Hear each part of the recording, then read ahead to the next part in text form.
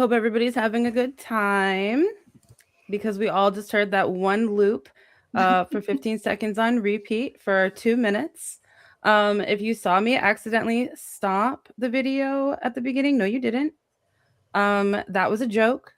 And just like a lot of the lit we're going to look at tonight, but none of our grievances. Those are valid, real, present, and accounted for, unfortunately. I'm Zelda, she, her.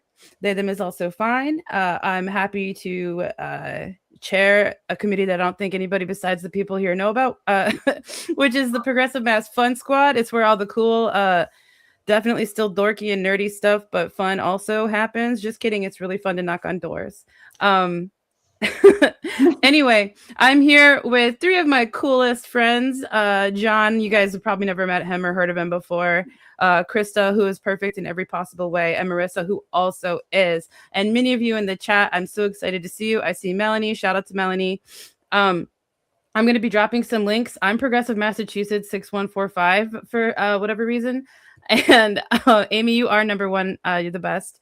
So everybody, feel free to throw in your grievances when you see a link in the chat. If you want to submit one, feel free to do that. There is a bingo link, a couple of comments up.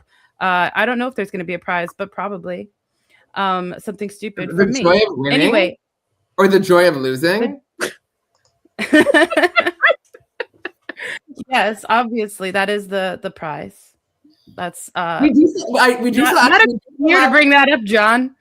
But we do still have some of the mugs that you designed. I do still have a few. I didn't realize. Well, maybe it'll be that. So anyway, my grievance to start us all off is icebreakers.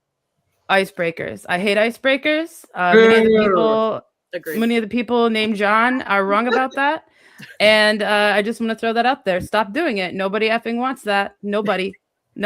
If you're going to do a count on when I start swearing, it wasn't yet. I've made it 5 minutes. Now, John, go ahead. Since you can't help yourself, go ahead and tell us what your grievance is. No, I was going to say, my only grievances as somebody who does like icebreakers, I will partially agree that I oppose any food-related icebreaker. Interesting. As a picky vegan, I was to say, as a man who eats nothing but lentils and green tea, right? Exactly. Because of that, like favorite ice cream flavor, I feel like a downer when I'm like, well, I don't actually eat ice cream. And any like food or sweet related, I feel like I'm like like the Debbie Downer sketch for like right from SNL, like the womp womp womp. My answer just by default.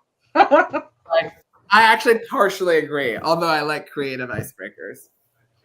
Although icebreakers, when they go too long, like I was in one meeting where I think it was 30 minutes of icebreakers, then like 15 minutes of meeting and ended early. That's violence. No. Yeah. No. Yeah. That's no good. Agreed. I like the alternative where you get one of those grids of 9 pictures and you say, like, which weird frog am I today? Snap, snap, snap, done and done. I like those. Tag yourself. Yeah. I've never thought of doing that as an icebreaker for a meeting. I totally should do that. Amy, we should do that. She's in the yes. To Ali's question, I've been vegan since I think 2012 or 2011. Through a multi-step process of my abandoning different foods for like actually like various different reasons. Including, ironically, my switching to soy milk being originating with wanting one of my housemates in college to stop drinking my milk and thinking that I switched, that would help. So did you actually like attempt to confront said housemate, or you just switched to a weird milk? Switched. Okay. God forbid we say something. I understand. Yeah. Well, speaking of that, Krista, hello and welcome. Hello. What tell us anything you'd like about yourself and also your grievance. Yeah, so I mean, there's not, here I am. I've been part of Progressive Mass via JP Progressives for 5, 7, 8 years. I don't know. It's all life is a blur, guys, and time has no meaning. Agreed. I have a little list of grievances. I have anybody who's Facebook friends with me knows my most recent grievance, which is that I feel like I am not allowed right now to be mean about Bill Galvin for some period of time because he's actually like he's doing good things. He's not turning over our voting data unnecessarily. And so I can't just be mad about the fact that he's been in office since before I was born. And guys, I'm 48 years old. Yeah. 48 going on about 28, I think. 48 years young. 48 going on about 75. That's how I feel. Yeah, I agree with Elaine. You can still be a piece of shit. Oh, 8 minutes. No, this reminds me of shout out to the trivia night where we had a whole category of questions that were pop culture related questions, such as like, what is the only full length like Muppet feature film to come out when Bill Galvin was not currently in elected office? The answer is A Muppet Christmas Carol. Yes, because it was an interregnum. Yeah, I think that was one of the categories that Team Owlbear did quite well on. Yeah. Yes, you did. Hi, Steve Leibowitz, another Cape Codder. Hello, Sarah. Hello, everyone coming in. It's so nice. Marissa, speaking of Team Owlbear. Okay. Hello, everyone. I'm Marissa DuPont, she, her, hers. I am on the coordinating committee of Solidarity Lowell, a chapter of Progressive Mass. I'm also on the board of the Merrimack Valley Project, and I am one of the founders of Lowell Together, where we endorse candidates. Yes. And one of my grievances, I don't know, I have a whole bunch, half of the city council in Lowell, but we'll just start off with my most immediate grievance, which is trolls in my Discord server. Mm. Yes. I had to delete, I don't even know how many comments today. That was fun. Oh, wow. What is your Discord server focused on? Does it have like a... Yeah, so, well, we have two. We have a coordinating committee one for Solidarity Lowell, and then we have a Lowell activist Discord server, and this is where the offending things happened. And that has categories for all the different, well, all the people who have joined from the different groups in Solidarity Lowell who are in the activism nonprofit world. And then we have topics for all of our major issues. And then there's a pictures of pets channel, which I think is the most important. Super necessary. If I join a Discord server and it doesn't have a pet photos channel, I leave. And I just think I'm joking. I'm not. No.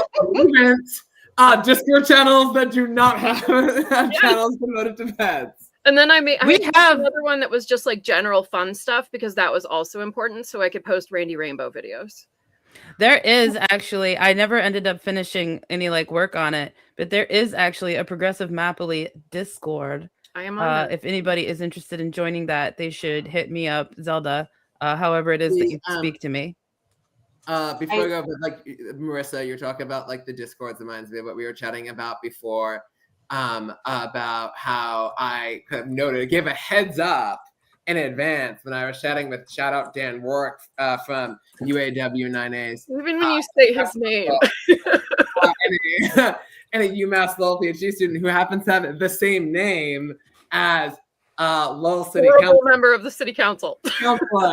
And so then it was like, heads up. And then if he joins the Discord channel, like, just know that it's not like city councilor Dan Rourke. And I still had a panic attack. Yeah.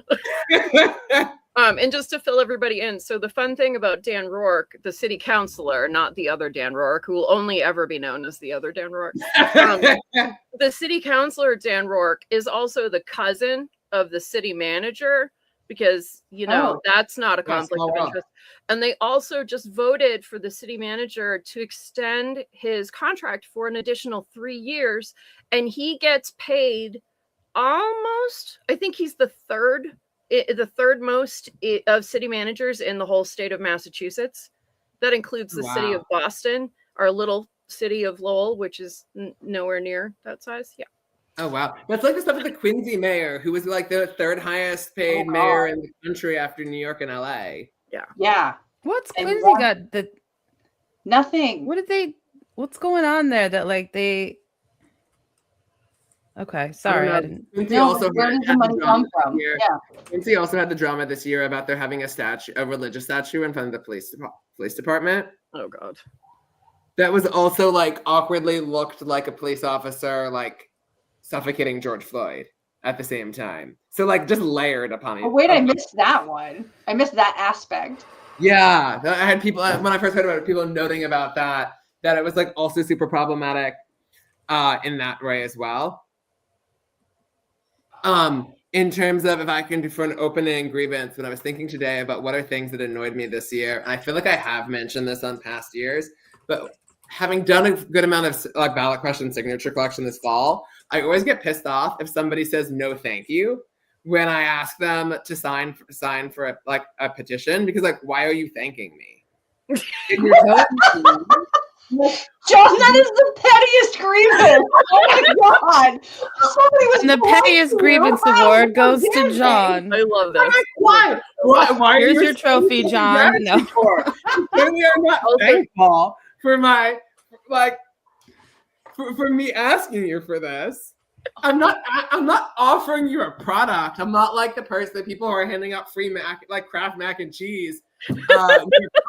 Situation where I say no, thank you. I'm a picky vegan who doesn't like this. You're mad because somebody has a knee-jerk polite response to them in their brain. That's where we're at. Like they have good home training, and you're like, could not. To be fair, though, I am annoyed by women who apologize too much. Like that needs to stop. That is a thing that we need to end. I'm sorry. Yeah. What we need as the guy here, I need all of the women to apologize for apologizing too much.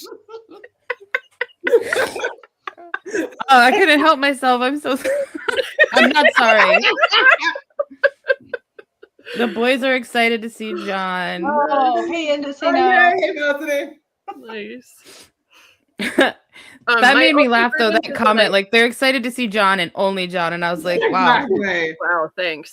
So there are children watching. Okay, noted. Thank you. Yeah. Careful.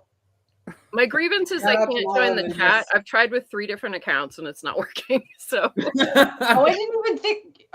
Right. Yeah, no, I on YouTube, it won't let you? no. If you're in our Facebook page, Progressive Mass, it will let you chat there. I know that we all try never to be on Facebook if we can avoid it, but it is there. Yeah, no, but that's good to have another option. All right, let's we'll take care of that. Well, while we're doing grievances, before we hop into some of the lit that we will discuss, I'm gonna read a few of the grievances. Oh, nice. We've gotten several from our board president.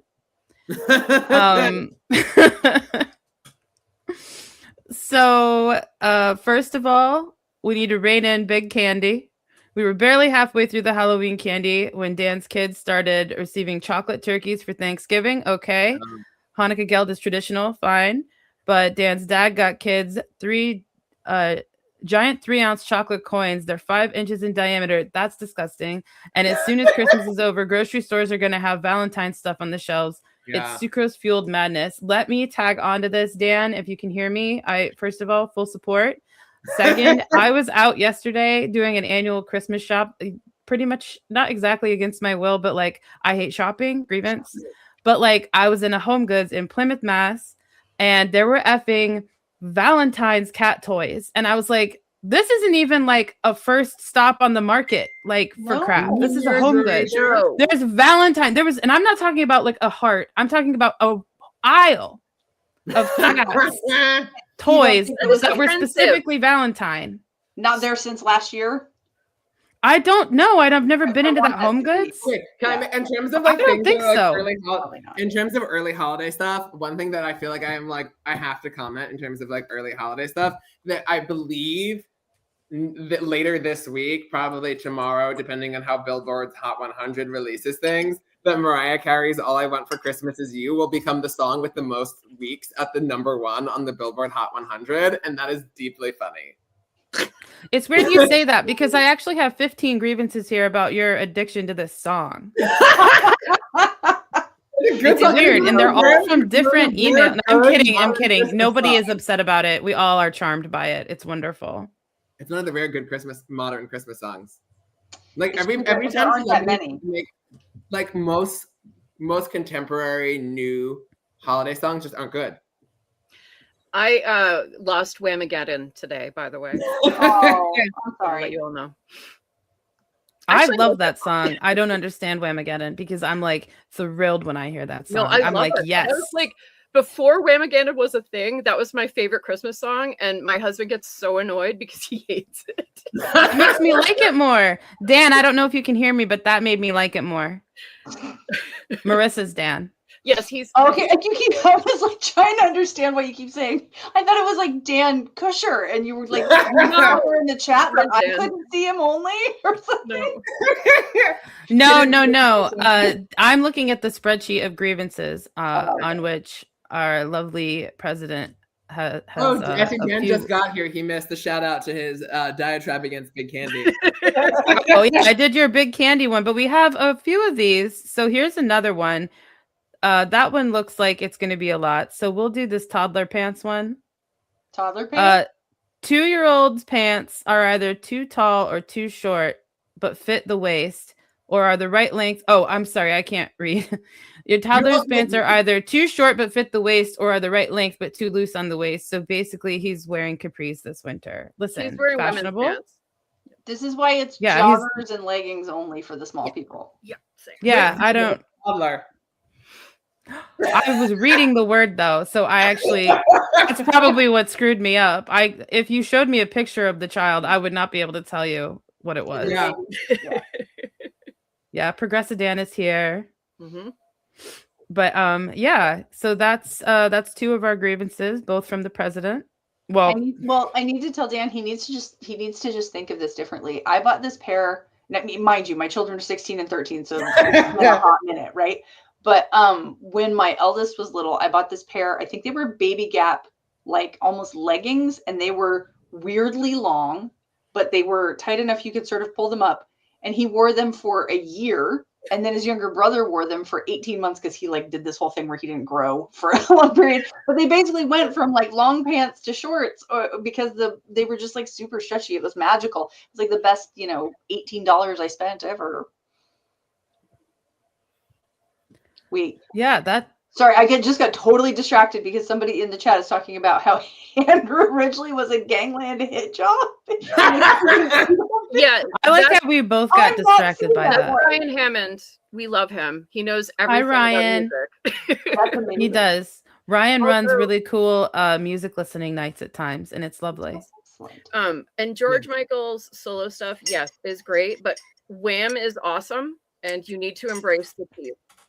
Yeah, I'll remember that you said that when my opening karaoke anthem is "Wake Me Up Before You Go Go." Nice. And I once sang that. Ice, baby, it always kills. As you should. I once sang that karaoke song, Wham's "Wake Me Up Before You Go Go." Unfortunately, at an event where the then Senate President Terry Murray was, and also a state rep that I can't name without saying words that I don't want those sweet little children to hear. So I won't. But he used to represent Kingston and part of Plymouth, and his name is Tom Coulter. And he tried to come up on the stage and dance with me while I was singing karaoke, and I had to disrespectfully push away. And be like, no. But yeah, anyway, we're going to close out the current reading of grievances from the spreadsheet with one more Progressive Mass person, our darling Melanie. And I like that you filled it out after you clearly did your first one. Hey, wait, I got a new complaint, which is like, sounds like the beginning. It sounds like the beginning of a song of the Wham era. Hey, wait, I got a new complaint. Massachusetts can't make polluters pay. Come on now. Exactly. That's a good complaint. Real. Oil and gas companies who lied for decades about the climate crisis, and like we should be able to get them to pay out. Yes, agreed. True story. Because it's like I feel like anything federal is like just garden variety grievance here, but like all of the federal funding that's going to be cut for like the fact that like the Joe Biden presidency has like so few lasting accomplishments, but they'll all be like sabotaged by Trump and then furthered away. It's just like a general like ambiance of grievance. Yeah, 100%. I have one that actually just came in from the chat. We've got 2 of them actually. Elaine says, Still way too hard to find out information about town elections in Massachusetts. Agree? Yes. Super. No, okay. Yeah. Yes, no, it is wild. Also, actually, this isn't like to bring that a little bit more kind of fine tune or like hone that grievance. The many different ways that cities and towns upload like the election results that are sometimes just like very hard to read and lack any form of standardization across them. Why? Why does everybody need their own style of doing it? It's the same thing. Why can't cities and towns talk to each other? That's a great question. Why can't we just make a standardized spreadsheet for God's sake and let them figure it out? Like that's something that like the Secretary of State could provide that. Do you know who actually has really good, this isn't election night reporting, but good like after election night stuff? Somerville uses the PD40, like PD43 plus, which is what has state results. It's actually really easy to use. Okay. To navigate, but like so many cities and towns, it's just buried. They don't have much information. And even actually to add to that, so this year, shout out to the folks on the elections committee who may be here or in the chat. We did try to do like a general candidate questionnaire for cities and towns, kind of across or cities, not towns, because towns have their like select board and town meeting elections, but for cities. And it was shocking how hard it was to find out who is running for office in some of these cities. Like it should not take me that long. I should go to your website, go to your elections page, find a list. That relies on you having an elections page, which not all of them do, your elections page having any actual information on it about who's running, or like I shouldn't have to go like finding your local paper to provide a list of candidates whom I then have to go to the Facebook pages of because they don't have websites. And I need to see if their Facebook page has an email. Because if you're on a Facebook page, you have the profile, you can sometimes have an email address there. Why? Okay, John, easy. Agreed. Easy, John. Go get some green tea. It's only 7:55. We have Sarah. Yes, Sarah. That is the correct grievance. Yes, Sarah's There was a grievance. hole on that website. And How that did this power couple get away with ignoring the Progressive Mass questionnaire? Oh my God. Exactly. I mean, it is 26 pages long. Okay. But we need all those pages. Oh, I know you do. I'm just saying. It's a little intimidating. I have fill it out before. It is in fact extremely intimidating, but man, it is really, really useful. No, we tried to like reduce it a little bit, and I think I was able to get rid of like 3 questions and like a bunch of John's like research and pie charts and stuff, just to shorten it a little. But really couldn't get rid of much. I want. Thank you, because that's such great work. You did amazing. You did strength, if you will. Hold on, I want to shout out some of the things that we're seeing in the chat here. Yes. From Norma Schulman, the classic "I'm all set" when you're knocking on doors and phone banking. That pisses me off every time. It's like, no, you're like. It's also it's like that. I'll do my own research. No, you won't. What do you want them to say, John? I want them to answer the question. Why would you just derail the whole evening like that, Krista? Grievance. Krista just derailed the whole evening. You can't ask him an open-ended question. I'm going to stop being reasonable. I'm going to knock it right off. Well, no, this actually reminds me of one thing that I often say that I actually, in terms of making people talk on the doors, one thing I'll often say is I like to describe myself as busy in a mostly positive way. And that same moment, if you're like, oh, you're knocking on the door, say, I'm here to volunteer for blah, blah, blah, blah. How are you today? And they say that they're busy. I always like to ask people, are you busy in a positive way, busy in a negative way, or busy in a busy way? To say, like, you're not getting out of this conversation by telling me that you're busy. We're all busy. Exactly. I'm highlighting this. That's right, everybody. Highlighted. Actually, no. I'm committed right now, doing nothing at all today. I always wonder, like, if they're so busy, why'd they open the door? But then some people just always open the door. I do not always open the door. Even when they're unclothed, Krista. Oh my God, yeah. And they're done that. Yeah. No, it's like the people when they pick up their phone, you're like, oh, I'm making dinner right now. why did you pick up the phone? Exactly. I don't pick up my phone half the time when I know the person calling me. Why did you call into my, like, I'm calling you from a Philadelphia phone number for a Massachusetts election, and you're picking up despite making dinner? Yeah, it's in fairness, that some of that is an age thing. It has taken me years to not just instinctively answer the phone every time it rings, because it used to be that the phone would ring and it would be it would be possibly something interesting. It would be ringing for like a fun reason. Yeah. But always remember that if you do get called by me, you should pick up because it's important. If I get called by John, I know I did something real bad because like he doesn't call, he'll just text me. Text, yeah. But like if I get the call coming in, I'm like, oh no. Oh no. Somebody that you know, it feels like an escalation tactic. No, wait. One time I did it worse though. I escalated against you because you weren't responding to something that I really needed you to respond to, and you didn't respond via text message. You didn't respond via Facebook message. And so you didn't respond when I tweeted at you, but I noticed that you were having dinner with Vicky DiLorenzo. So I tweeted at her and said, could you ask John to check his messages and get back to me, please? And she did, and he immediately got back to me. So shout out to Vicky. Shout out Vicky. But, oh my God.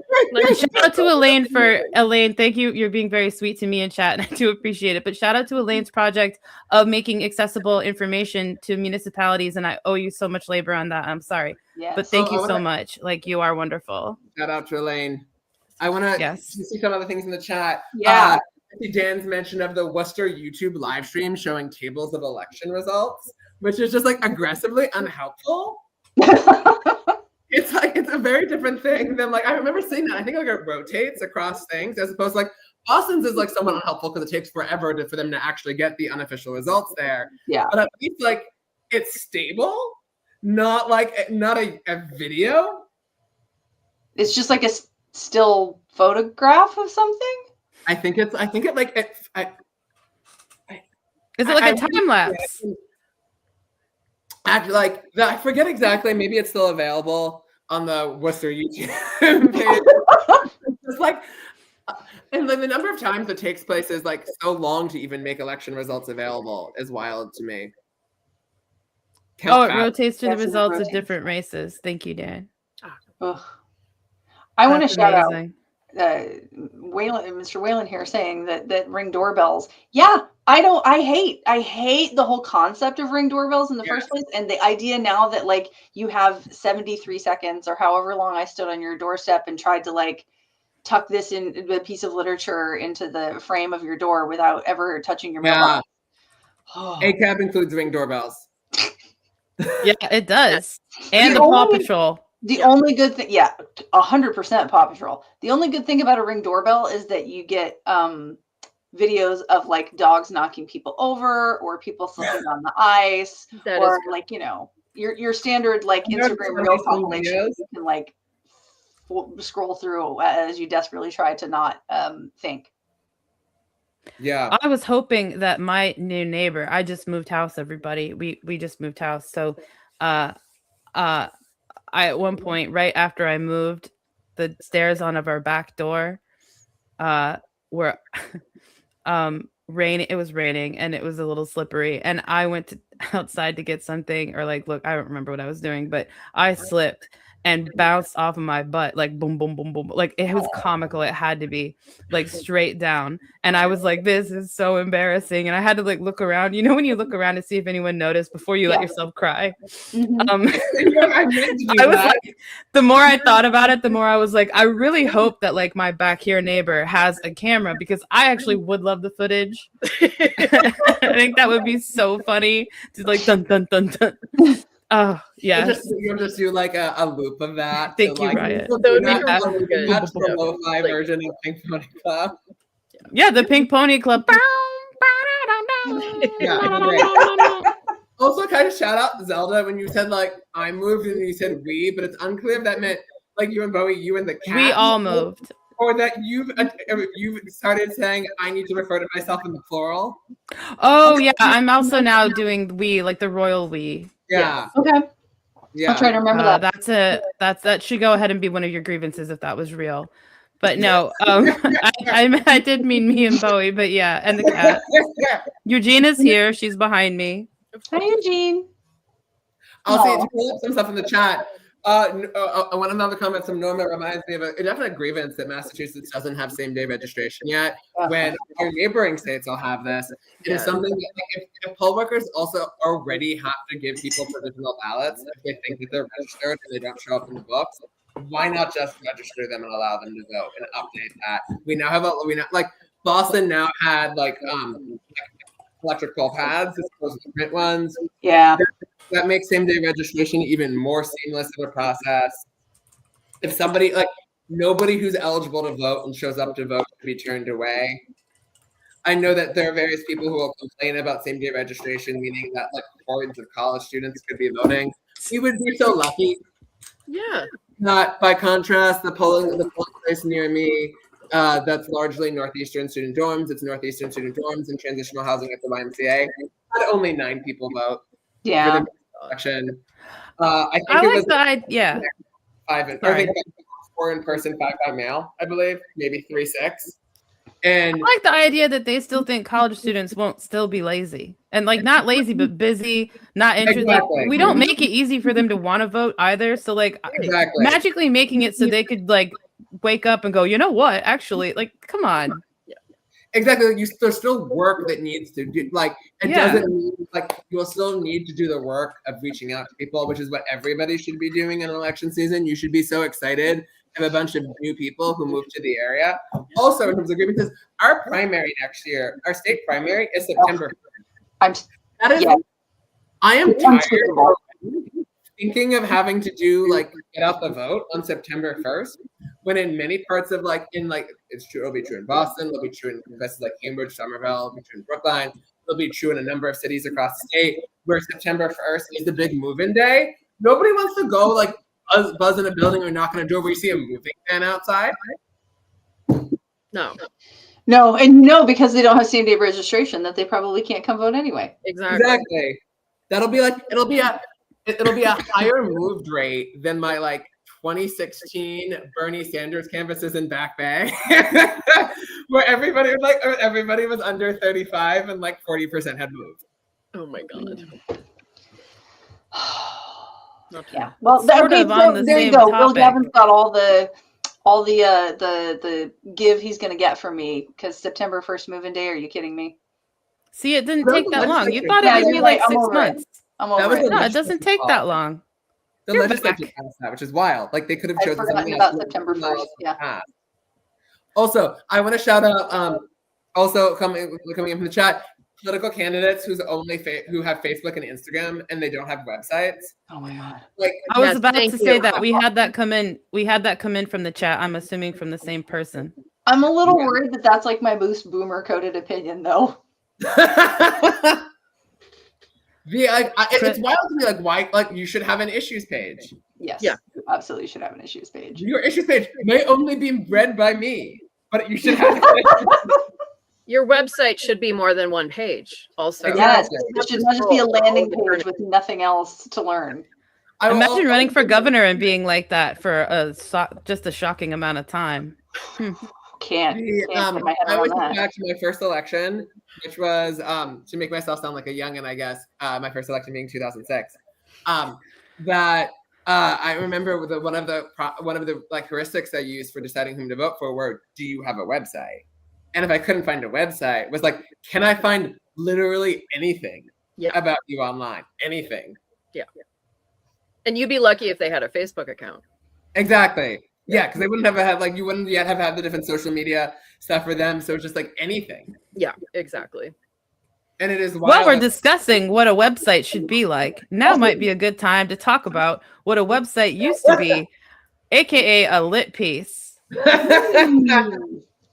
So what? Yeah, exactly. What?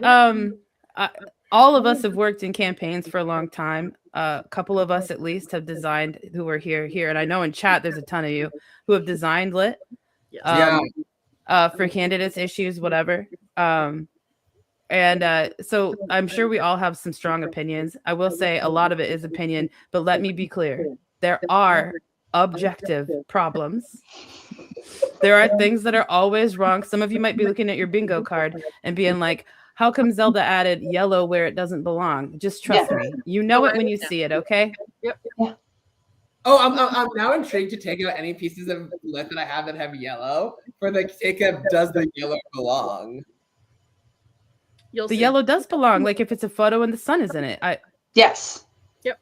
If your colors include yellow, I can be okay with that. You know, if it's not a stupid yellow. Yep. You know. But What? An intelligent yellow would be like a honeybee striped yellow, like not a goldenrod though. That's so too far. basic and wrong. Yeah, it's too harsh. It doesn't look good. It starts to look like never mind. I won't go where I'm gonna say, but like it should be like a prosecco yellow, kind of that sort of color, like a warm sunbeam. Yeah. Never a like old hot beer. Wait, can I use the mention of prosecco to share? Like, I know Zelda, you know this quote as well. I know what you're gonna do, and I support it. Okay. Non-grievance. Right. Shout out for those of you who may remember like late 90s child singer Charlotte Church. Yeah. She played piano, right? What was that? Did she play piano? Probably she's like classical music. She's like a virtuoso, right? Yeah. Probably plays piano. There's this wonderful article in The Guardian from a decade ago when also there's echoing. Do we know who where is the echoing coming from? Great question. It's not me. Hello? I think it's you, John. Oh, Hello? Did you log into Facebook and forget to shut off the sound? no, I don't think I'm. Okay. Well, Dan says it's not me, so you guys are on the hook for this. Yeah, it's not me. It might be me. I think it's you. Wait, is it going away?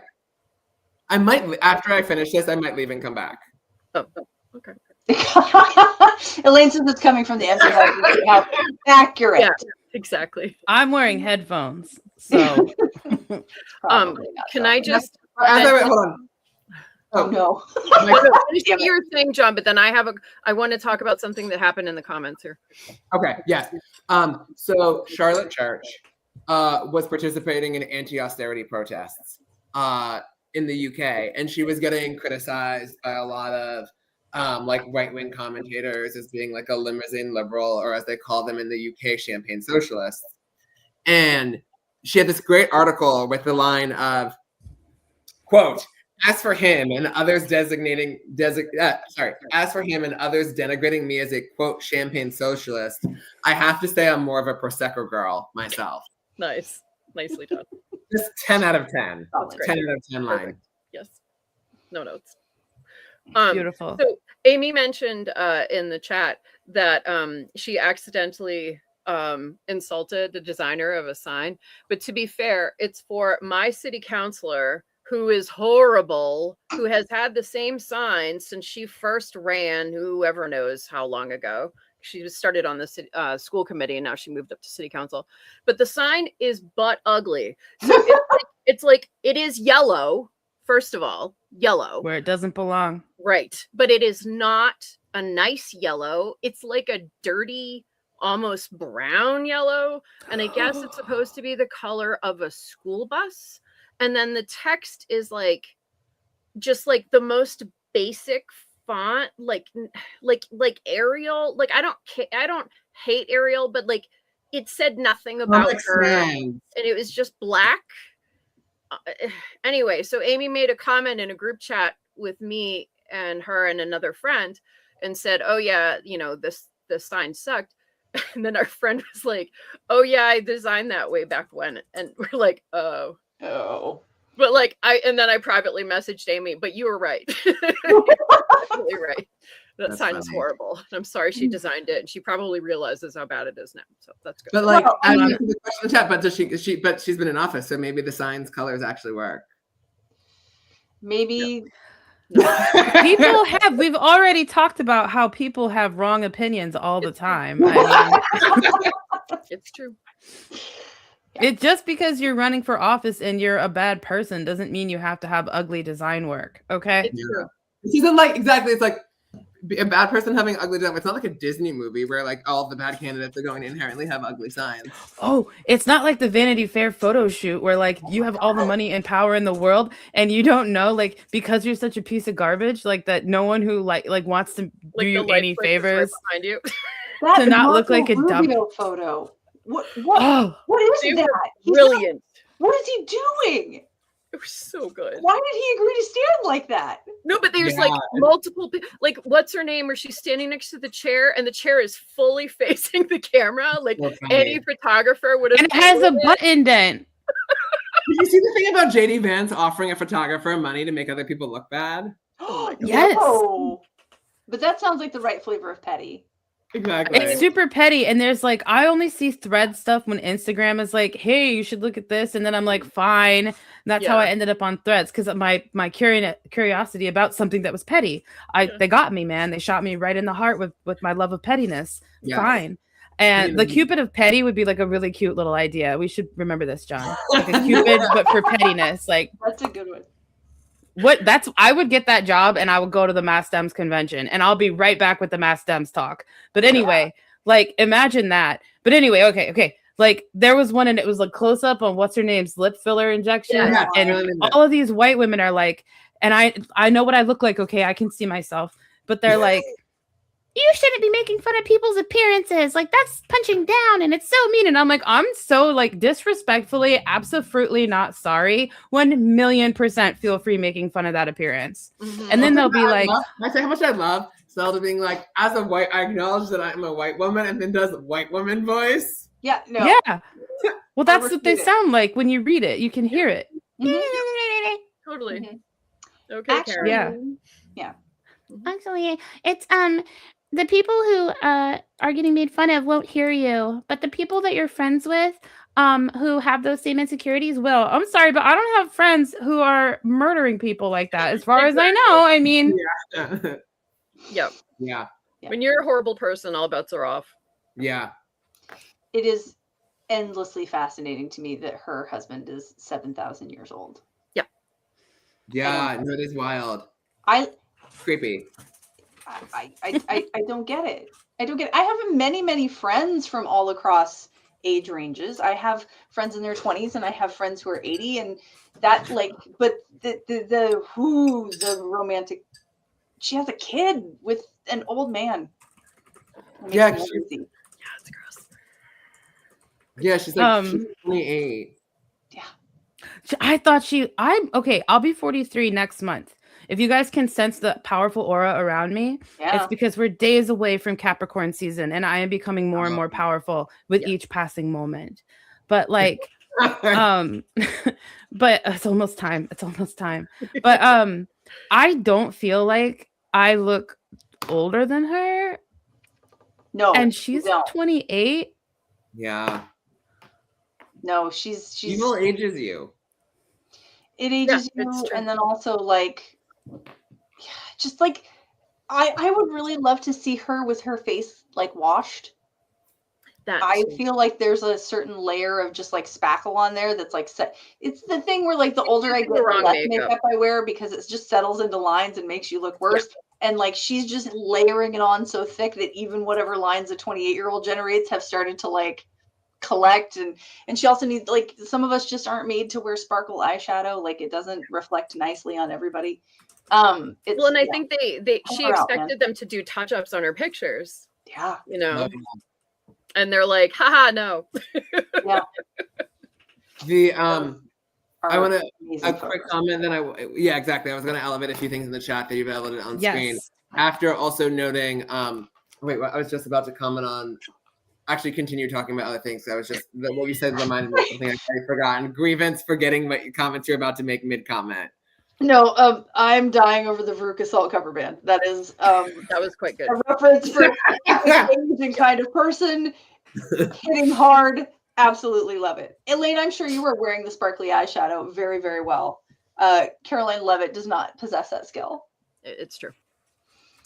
She possesses few skills, and that's not among them. Not one of them. Yeah. Her being sparkles are great.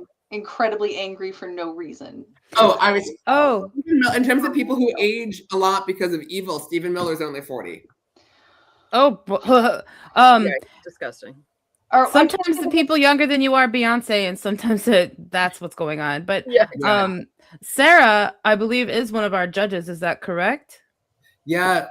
Oh yeah. And Sarah needs to have to leave shortly. Sarah, if there's anything you'd like to share, I'll turn this part over to John because I don't know exactly how the lit judging is working. Oh, that would just be like if basically what I said about that, if we were able to invite people on to comment, we would invite them on to comment live. Yeah. Sarah, do you want to come on for a little bit while we look at some lit together? You may have paid that much, Sarah, by accident, but you saw we're not giving it back. So use your opportunity to judge or don't. Grievance for Sarah might be oopsie daisy. I donated to Progressive Mass. Just kidding. You should always donate to Progressive Mass. And I bet John or Melanie has a link ready to go because I don't. And that is an oversight on my part. Grievance against myself. Stop the donation link. All right. Thank you for doing that. Sarah, I'm going to email you a link. I'm pretty sure I have your address. I just want to elevate. I have a grievance. Remember the time your husband doxed me on Twitter? I'm not actually upset about it. I thought it was funny. People were being mean to Massachusetts school committee members, and I was like, this was years ago. Tracy O'Connell Novick had posted about it, and Roberto had also. And I was like, hey, anybody in Massachusetts who's an educator or a school committee member or whatever, if you need a little bit of cheer and you don't mind sharing your address with me, I'll send you like a hand turkey or something. Oh, I remember that. Yeah. I got a lot of requests and I sent out a ton of mail, but Roberto accidentally posted a photo like, look what's coming today. And it had my return address in it. Oh, and no. Sarah was like, hey girl, maybe she doesn't want that. And I was like, no, it's cool. My address is pretty much public record anyway. But I was highlight a few things. Highlight a few things in the chat that you did elevate, but just to call them out directly. Yeah. Being tired of red, white, and blue signs because they're just pure cliches. Mm-hmm. As well as I actually would agree about banning lawn signs entirely. As I like to say, lawn signs don't vote until we let them. But it's just they're just a huge suck of campaign resources. They always remind me of folks familiar with the Candles tweet from Drill. Are folks familiar with that? Nope. Anybody? Any references? I got you. Sorry, I'm sending Sarah the link, so I didn't hear. There's I'll drop this in the chat so people get my references. Yeah. Exactly. For those who don't or aren't wise in the ways of Twitter memes. God bless you. It is the food $200, data $150, rent $800, candles $3,600. Yeah.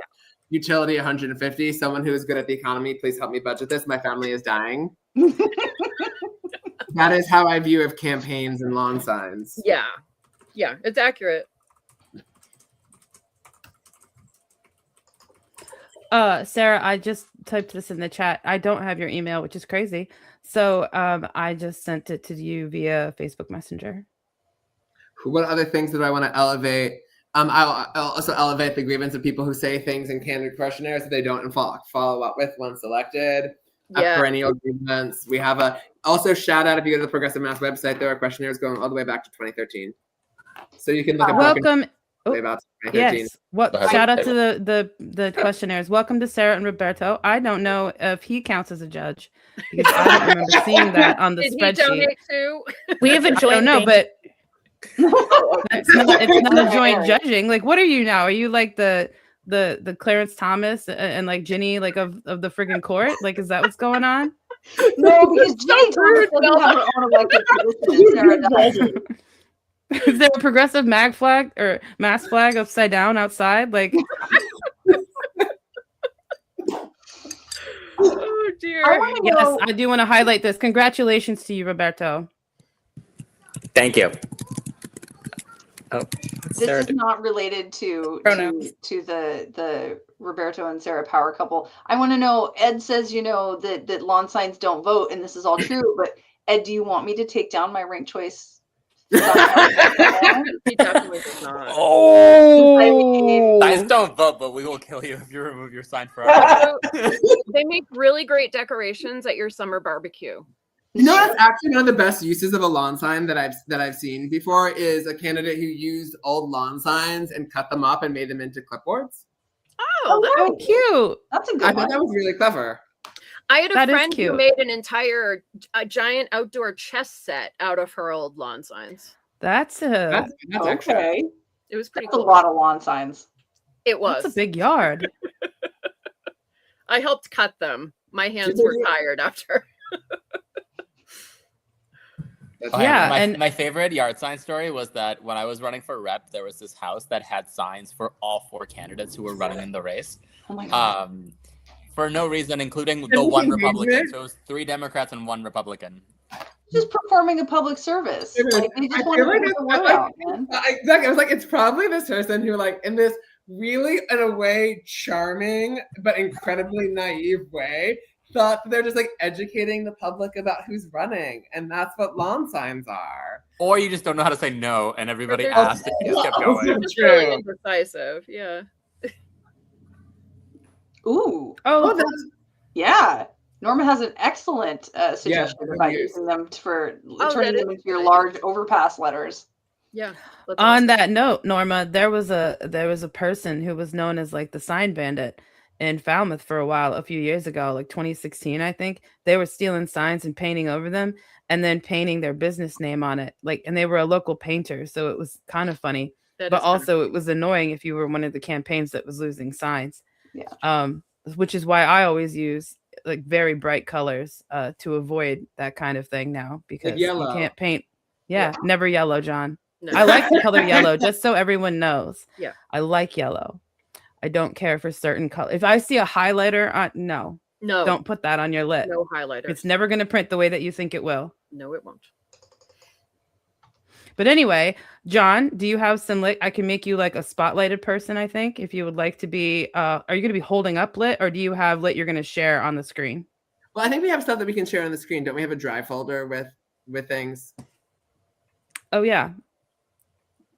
Well, let's start with Marissa's because I have that pulled up, and you guys can discuss that Yeah. while I'm working on getting those. Also, I'm a design nerd and typography nerd, so I'm going to get real nitpicky with this because I get This is a nitpicky group. unreasonably angry about certain things, mainly styling of text, body text.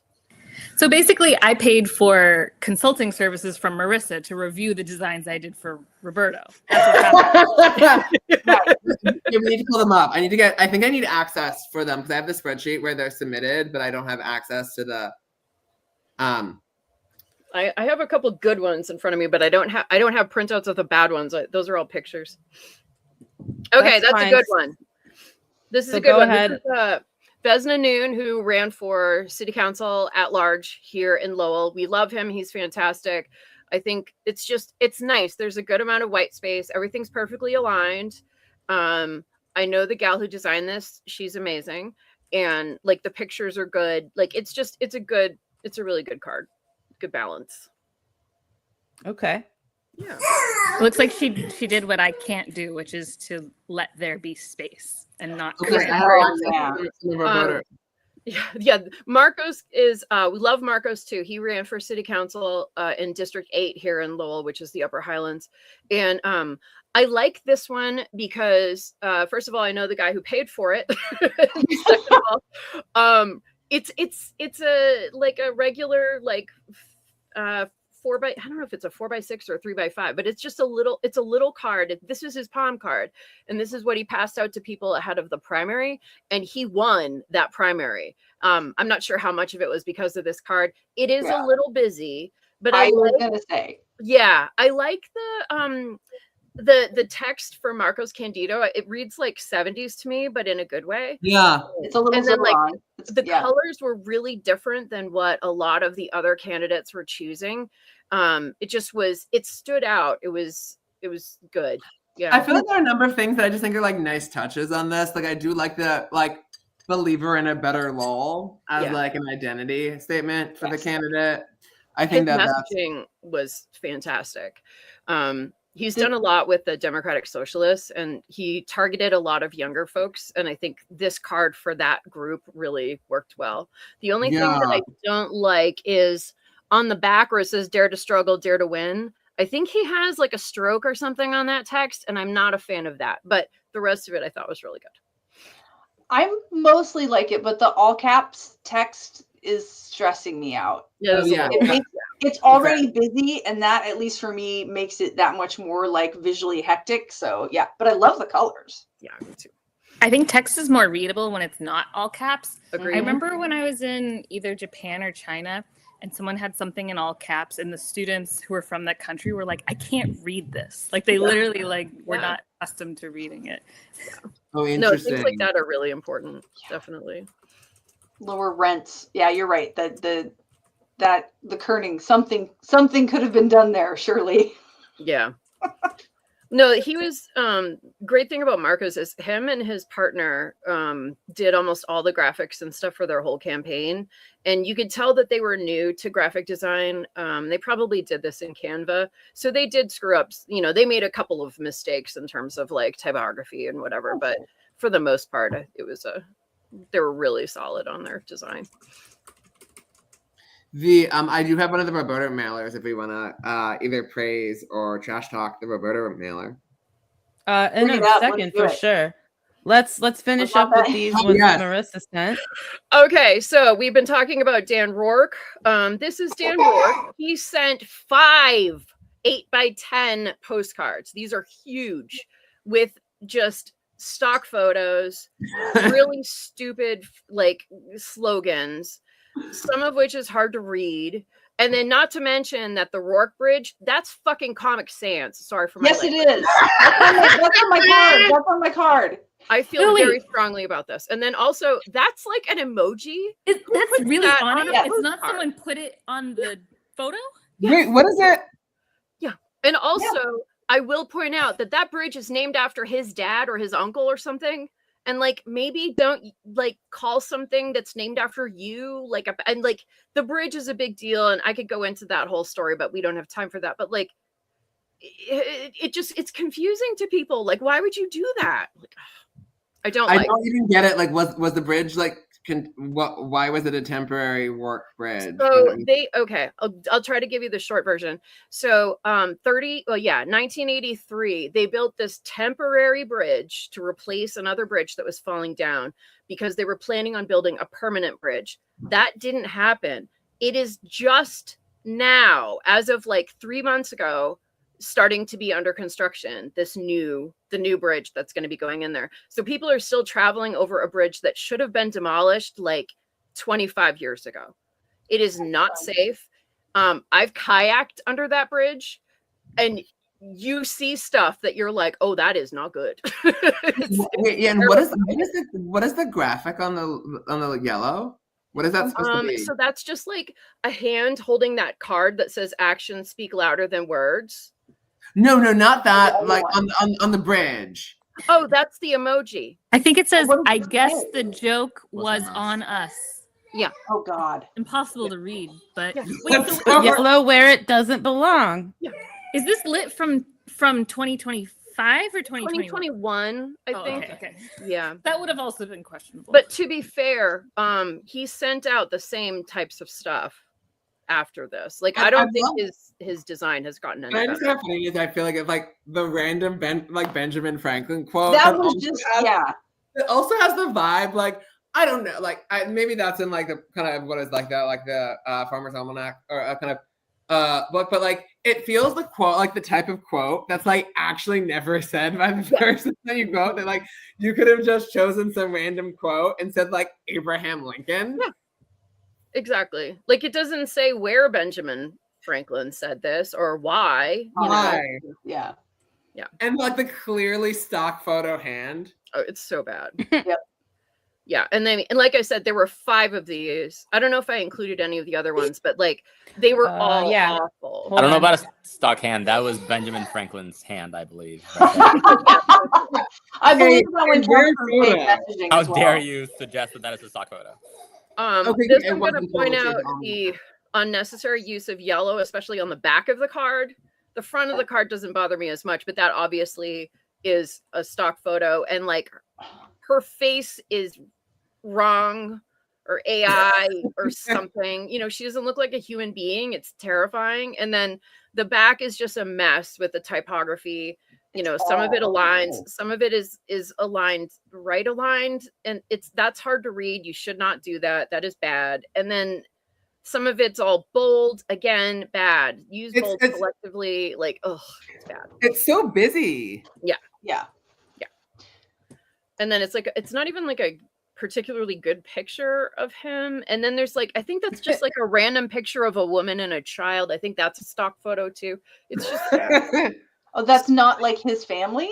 no. Well, the bottom one is, but that middle sorry. one is not. Oh, this is no. With the woman and the child. That's like I The can't question get is, over if the, it was his family member, would it be better or worse? Wouldn't that be hilarious if the "Don't Believe the Rumors" thing was his kids and he got them to stage a photo? Oh my God. I mean, I think it would be better if it was his family. Yes. This is just an example of a good one. And funny story about this one. So my husband he's not good at drinking water. And so when John Drinkwater was running for state senate, I kept this on my coffee table. Every time Dan was like, oh, you know, I'm feeling a little lightheaded, I would just hold this up. I remember that during that campaign where I was like, no, how often do we have like candidates whose last names are also good advice for a campaign office? It's like not like you have like Sally sleep 8 hours a day. And like, so the funny thing is that so I told him that story about my holding it up for my husband when he needs to drink water, and he was like, you know, it was funny. One day I was canvassing and I went to this door, and you know, I was talking to this woman, and she's like, oh, you know, you're doing really great, but you know, I don't think you need to tell people to drink water. Like that's something that people. You could de-emphasize that. Maybe use, you know, your last name or something. Like she had no clue. That's his actual last name. It was coming in 2026. Yeah. Coming in and fun fact, 2026. Jonathan Knockdoor. Yeah. Exactly. And we're really hoping that he runs for. So we're coming into a special election for our state senator, and it's 2 of our state reps are running. And if one of them moves on to state senate, we're hoping John Drinkwater will run for that state rep seat. Fingers crossed. Also, another important question: has that man ever been dehydrated? I don't think he has. No, he's very healthy. I hope not. Right? It'd be like, wouldn't that be embarrassing? Like, Yes. if that was your last name and you were dehydrated and you were coming to me like, wow, I feel really dehydrated, and then like everybody would look at you and be like, what's wrong with you? Totally. I feel like it's like it just tees up the joke for any of your friends to be like, I don't know, maybe you should like drum me drink water. Yeah. Yeah, he's awesome. Really hoping he runs again. He's big in labor. So yeah, he's really good with unions and all that stuff. So he's a really great candidate. He was on our city council for terms, I think. But he stepped down when his kids were like high schoolish age, and he needed to help out with that. So yeah. Ryan, what a coincidence. Are you guys ready to look at this piece for some guy in Chelsea? Yeah. Are you sharing them? Are you sharing them, or do you want me to share them? I can do it. Okay. Unless you want to. You can do it. Thank you for your confidence. You got this, Zelda.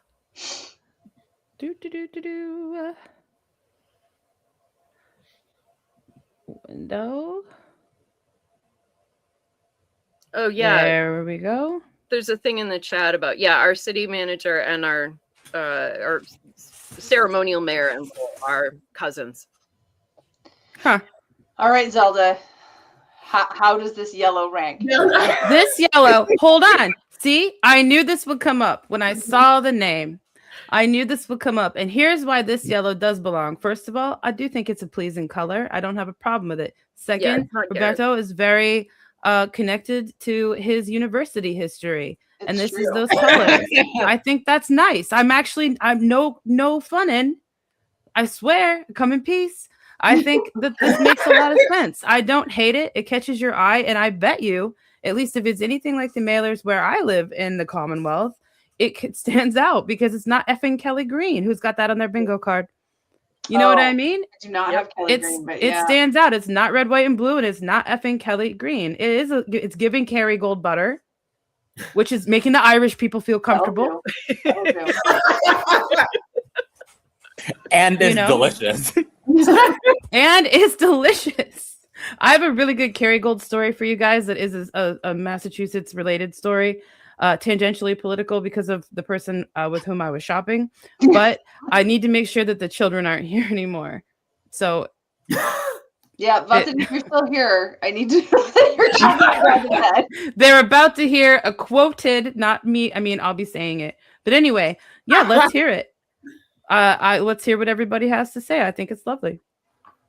Yeah, I think this is a solid card. The top panel is definitely, it's filled with text, but that's hard to avoid. And I think the colors are good and the pictures look good, and it's hard to read anything because it's far away. But yeah, it looks good. It's also really I mean, hard I can to do zoom in if you want, but it's mailers. gonna. Yeah. I can zoom in, but it's just gonna do that. So. Yeah, no, it's all good. I feel like it's a creative. One thing I appreciate the creativity with this mailer is that often in bilingual lit, it's like one side in one language and one side on the other. As an example, to show an unrelated piece of lit, like this Althea Garrison lit piece that I have. John, save it because they can't see that from here. Yeah, no, I'll show it later. That's one side We'll is show Is it that later, the Puerto Rican flag on Althea's mail? and the other side is Cape Verdean with like flag colors on either side. That typically it's just like one side or another, and I do think that's like an impressive effort to like that does work to integrate the two languages so that like you want the text next to a certain photo or position somewhere, and so you have it aligned accordingly. And I think that's the photo on the right side of you and like Roby, and is he holding Gloria or is that a doll? No, it's a random That's baby. actually somebody else's baby. Yeah, Sarah and I talked about this. No. I had my neighbor bring their baby over. No, I was like, is that Gloria or is it a doll? Like I like. Oh. Unfortunately, that was she one of my wasn't grievances. camera ready. I didn't think we were like hiring random babies. I was actually. I'm glad John said it because I was actually looking at it like, what the heck is that child is holding? Like I can't tell what it is. One of my Is it a grievances was toddler? Politicians holding random babies. So you win. Yeah. Hey, we just use our actual babies so that we don't have to do that. It's very simple. Yeah, you don't. You know, it's like no licensing fee. Yeah, What would you exactly. do? Although I will say it's hard because now we're out of babies. So. What would you do if your babies had been unattractive? That's what I always wonder. What if you have unattractive babies? I Like, know, right? can you imagine Mayor Wu Yeah, would have had to figure out some sort of childcare situation if it turned out Mira wasn't cute, right? Yeah, obviously you Right? can't be showing ugly babies. You Ugh. can't be bringing around You should have put that on the Dog in bingo the card. picture, too, to balance it out. John, John, tell them about our consulting firm idea we had. Sorry, Sarah, go ahead. Wait, no, wait. What's wrong? You guys owe each other so much Pepsi. So, John, you're John's talking like, about I the don't get integration that. of the two languages. And I want to point out that Roberto is really strategic with where it says vote martes, Tues, nov, fourth. Because that is vote and vote. And then Nov and Noviembre, and he managed to fit it all. And then the 7 a.m. works in both languages. That was like very Nice. strategic. Yeah, So it's good very job. nicely done. I'm gonna pop us to the back now. Okay. Should be there, right? Oh Yep. no, it's not. Oh, what? We're seeing both. Yeah, we're seeing No, I both. see. Yeah. I see that now. That's interesting. I do like the creative little reelect. I like it too. Hold on, I can fix this. Sorry, I'm laughing at babies per square inch. Baby per square. BP, A high baby amount there. Here's your inch. BP SQ It's like or looking at I. the mailer. This mailer needs more baby. Share screen. Window. Oh, it's weird. It won't let me. Oh, okay. While she's doing that, the mention of like hiring other kids for a photo shoot reminded me of the time years ago when I was like, I think this is the time, and you would know whom I'm talking about, Krista, when I was doing Signature Collection with Gumby. And like Gumpy had like his baby strapped onto him as people were like the baby holder, and like had such a good rate of getting people to stop and sign. Totally. Well, Gumpy's baby's also very cute, first of all. And like, they've been out hitting the doors for like their whole lives. So they were really good at engaging with random people on doorsteps. And it was like, wow, having like a baby. I was like, maybe thinking like, should I like borrow somebody's baby with me when I'm doing signature collection again? Not borrow a baby, John. That's weird. Yeah, John, I guess, wait, I'm sorry to have to do this, everyone, but it's no longer Festivus. It's John Intervention. Listen, we love what you do. We love the activism. We love that you knock on so many doors, but at some point you can go too far. Yeah. And we have to draw the line.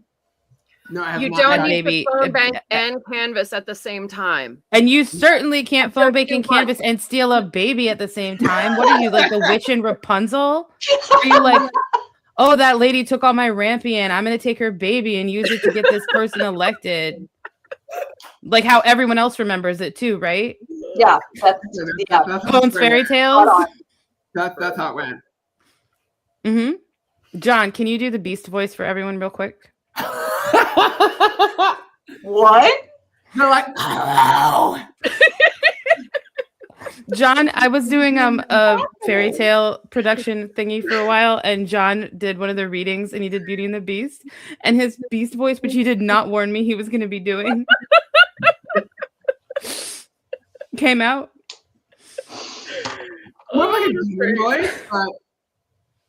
It's so good. And then his fire alarm and his whole building went off in the middle. Fire alarm went off during this. And I just had to sit there on the Zoom hoping my friend wasn't burning to death. But the Zoom didn't cut out, so I was pretty sure he was okay. Oh my god. It was funny. I was like, sorry, I need to pause my like doing different. I can hear the alarm, John. For this live reading, or like not live, for this reading. While I then become like one of only 5 people in my building who actually leaves when a fire alarm goes off. Amazing. I have zoomed in on this. I hope that it comes up, and the back of this is something. It reminds me of something I always deal with, and a lot of the lit I design these days is for events, like a bike ride and things like that. But because we do mailers or whatever, you have to get ready to do the postal area. And I feel like that stumps a lot of people, and there are people who do a good job of it, and I think you did, and there are people who mess it up, and it seems like, how can you mess that up? You can. And not just with really yellow. give it the dimensions it has to be, but you know, yeah. No, it's hard to find a quality, like correct template that is accurate to what you're trying to do, and not then either overdo it and like make it too it's just white on the back, or somehow get in trouble with the post office, which you can do, and they will call you. Wait, Sarah, did you have a mailer as well? Because I was fascinated thinking like it'd be funny to look at like how many photos of Roberto on the Sarah mailer versus photos of Sarah on the Roberto mailer. Why does he try to make you guys fight tonight? I didn't have one this cycle. I had one 2 years ago, and I think there was only one Roberto photo on my mailer. Sarah did not have an opponent this time around. Or last time. But So. Yeah, so you're fine. See, that's actually one of the, not you guys specifically, but one of the things I wrote down as a grievance for tonight is that nobody in this state gets fucking primary. Yeah. You guys, you know, obviously. Someone else said the F word. Yep. Contested elections. Sorry, guys. No, don't apologize. I hear the mayor of Boston is excited about primarying people. She does seem to have a certain zest for it. Yeah. Listen, her grievances are partially my grievances too. I do think, like in general, like it is good for contested elections are a good thing. I think that they make candidates have to do the work. Like I'll always hear so many stories of when somebody has a challenger and suddenly they're like responding to their constituents. Yep. And they're pleasant. They pass a bill. Yeah. Oh my God. Shocking. Yeah, more challenges to get more bills passed, and more legislators to retire to get more bills passed. You know, what are the things that get them to actually do something? Retirement's not a crime. It's true. Retirement is. I just want to know why this lit piece has the same guy on it over and over. Like, who does he think he is? What stock photo model is this? He's So- probably someone from OSU. Wow. I should have put that on the bingo card. Now I'm gonna have to put. I should have put that on the bingo card. On the bingo card. There you go. That can be next year. That works. Meta. No, JKLOL and go blue, Robert. I got you. I texted him during the game. I texted him during that game this year to be like, "Hey, I hope it's going okay." Like, there's a weirdo here from the. But it's okay. I know they've won like every other one, right? Like lately. Yeah, it was 4 in a row. It was great. I was okay. I wasn't okay with us losing, but it's I was like being a fair weather Wolverine that day because I was at the pub in Falmouth that I like to go to, and there was like there was a group of, I want to just go ahead and say, freaks who were like screaming about the OSU team, and I was just like, no, I can't support that, so I'm gonna. Just for non-sports people, this is college football, Michigan versus Ohio State. Yeah. For people who don't care about the Midwest, this is. That's actually, if you're both Midwesterners, I always see people having like battles about what the definition of the Midwest is. Did you see me chest clutch just then at this idea that Michigan and Ohio are the Midwest? They are part of the region, though. I'm sorry, Pennsylvania is the Northeast. How do we find the Midwest? Oh dear. My personal definition makes a distinction between the industrial Midwest and the agricultural Midwest. I think you're completely right. I mean, I think in both of those, Michigan is still considered the Midwest, and as is Ohio. No. Yeah, but she's saying we would be where you and I come from, because I came from Cleveland. We would be industrial. Shout out to Ryan Hammond in the chat. Yes. Oh, Ryan, another Michigander. I don't care about college football, but I still want an "Oh How I Hate Ohio State" bumper sticker. I love that. I love it.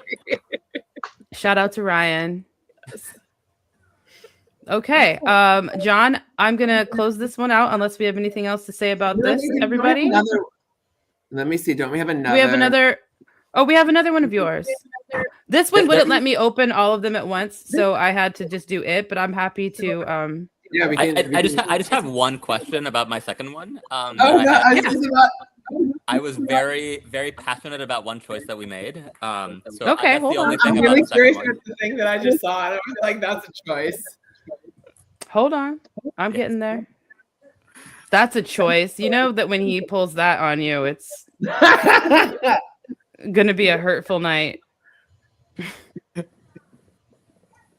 Let me find it. I'll just quickly note from seeing one of like Ellie's comment, the comment from Ellie, that of how it would be like Boston, like, and this is also an Ed Shoemaker comment of Boston would benefit from ranked choice voting in elections. I feel like the district case where you had 5 candidates have almost the same exact number of votes in the first round, which is a great illustration of the value of ranked choice voting in elections.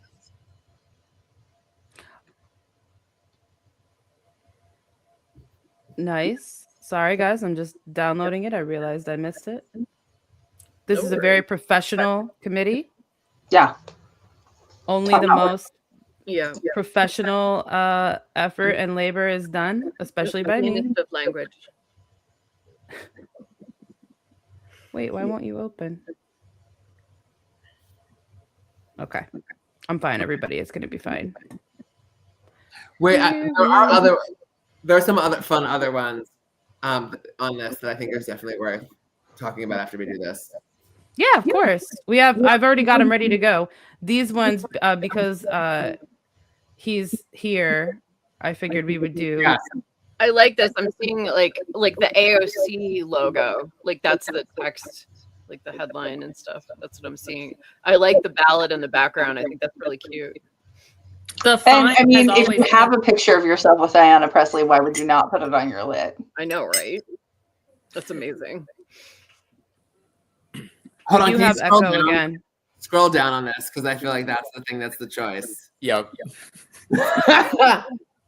It's Roby. That is amazing.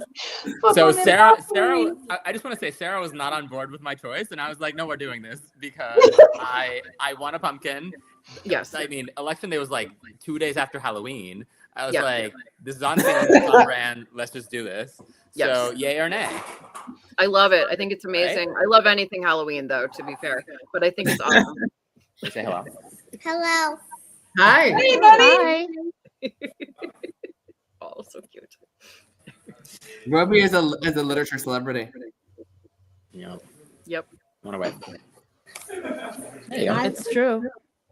That's really good. I like that it's like otherwise a pretty serious mailer. And then it's just like you're like, I had this space. What am I gonna do with it? I know. Well, no, I'm but gonna to get that a point, pumpkin, and I'm gonna make my kids shout.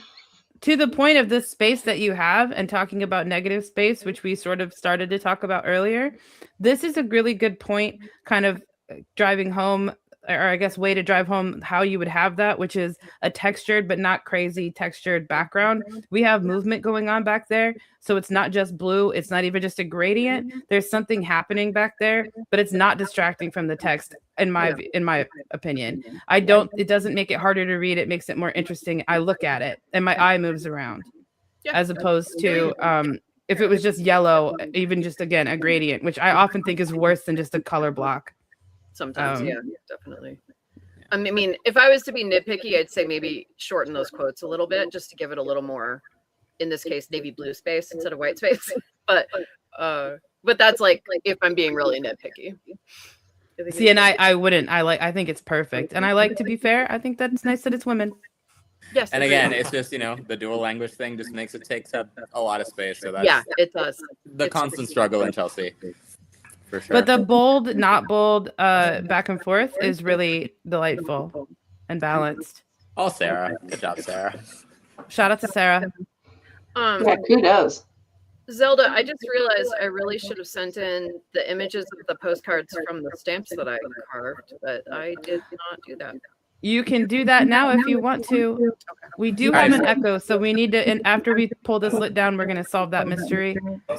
I also have to run. I have some friends that just got here, so. Oh, that's fine. All right. Bye. At 9 p.m.? What are you, young? I know. I'm like, that's They crazy. are. That's why they came to my house, because they're young and I'm not. Okay. Dear God. So it's good to see you all.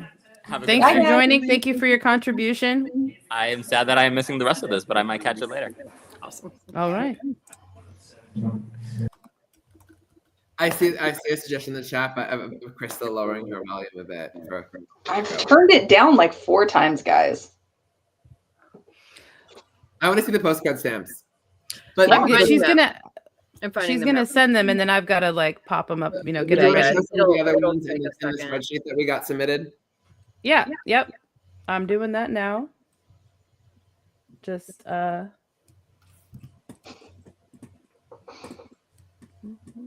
making sure that it will look nicer.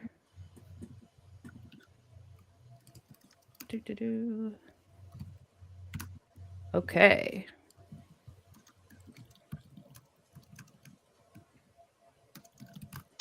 Elaine is saying that she likes bilingual lit because it expands the audience and also helps teach Spanish. And I have to say, as somebody who is at my like ripe advanced age trying to learn Spanish finally, super helpful to have something where you have like the side by side and you can like sit there and figure out, oh, I see how this works. Yes. Sure. Okay. I'd say, Elaine, feel free to still submit. If you're in line, stay in line. If you're in line, stay. You have 4 minutes. No. Okay, can I, this is like a really small thing, a small comment to make about a generally bad mailer, but can I complain about the lack of a space between water? Between what? Go up at the top. I know. I was just joking about water. Oh my God. Yeah, they're missing a That would space drive me there, insane. definitely. Yep. That's just nobody proofread this. No. I mean, when you've been staring at the same thing for like hours, I can see how that happens, but that is not good. Also, I'm not a huge fan of the ampersand there. There's plenty of room. You could have written out and. Yep. And also the dollar signs, doesn't bother me as much, but you could just say, yeah. It's kind of lazy. Can Melanie or John share the submission link for how to submit lit in the chat, please? Oh yes. There's how old? I don't want to be doing too much. Yes. Yeah. Like, where is this from? What era? Because it has a very early 80s, everything's terrible and not like the colors all washed out. It's got It's a horrible probably from the vibe. people who designed it. Like, do you look at the "Give Us Back Hope"? Like, that's hilarious that that's the name of their like anti-housing group. Give us back hope. Jesus. Let Like, me what is- I mean, I'm look fine. at the photos. First of all, look at sorry, same car photo. Could they not like walk outside and take a second car photo? So the comment that came, I'm going to read the comment that came in with this because it is not marked as anonymous. This came from Jean Maggi. John, if I said your name wrong, sorry, but thank you for putting a pronunciation key in there. And it says, this ultra NIMBY ballot question campaign in Greenfield tried to prevent the city from selling an old parking lot for the potential development as housing. They claimed the city had secret plans. But the city had not progressed to do the request for bids. Thus, there were no plans. It was pretty incoherent, diluted, self-contradictory campaign based on a blitz of disinformation and racist dog whistles, which they stringently denied. And their mailer is possibly the most incoherent and disingenuous thing they did. Every point is either a lie, irrelevant, a misunderstanding, or poorly supported opinion. Ironically, they say yes on one sends a clear message that they don't want to change. Actually sends an incoherent message, and most people who spoke in favor of it literally wanted the parking lot to remain a parking lot, not change. Thank you so much for sharing this, John Maggi. No, it's McGee. McGee, not G. I'm sorry. And I was doing so well. But I love just like the random parking lot photo. Like, it's not. Yeah, something about that just looks like not the 2000s. No, it looks like this lit comes back from the 80s. The town. It's really creepy to look at the cars with the rest of the lit. It's always funny to me when I see like the aggressive stop signs used for like basically either NIMBY campaigns or like oppositions to Prop 2.5 overrides or other campaigns. Yeah, this is yellow where it doesn't belong, just in case anyone wanted to know. Agreed. And it's like I feel like it's a great case study in bad, like organize, like telling a story, because it's just a series of like they had no desire to put, because they didn't have a good story to tell, to put any energy into like the organization of it. I want to do a special shout out to this car photo, which appears on both sides. Appears twice. Yes, it's upsetting. No. Also, they're like, look, wait, go back down to down? go back down to the we need to solve our homeless crisis. Yeah. First of all, using the word homeless this way is wrong for many, many reasons. But what they mean is homelessness, I hope, because homeless crisis is a different thing. And again, it's a bad and hateful word anyway. But this specifically is a crazy use of it. We've got ketchup and mustard coloring. I hate that. Red and yellow should not be together. This might be a like yellow where it's not supposed to be, if you will. Indeed. Yep. No, quotes should not be used for emphasis. That's not what they mean. And also, like, I have issues with even underline being used for emphasis. Like, it's like, no, that's for a book title. Like, I don't know. I'm very fussy about that stuff. I'm fussy about everything.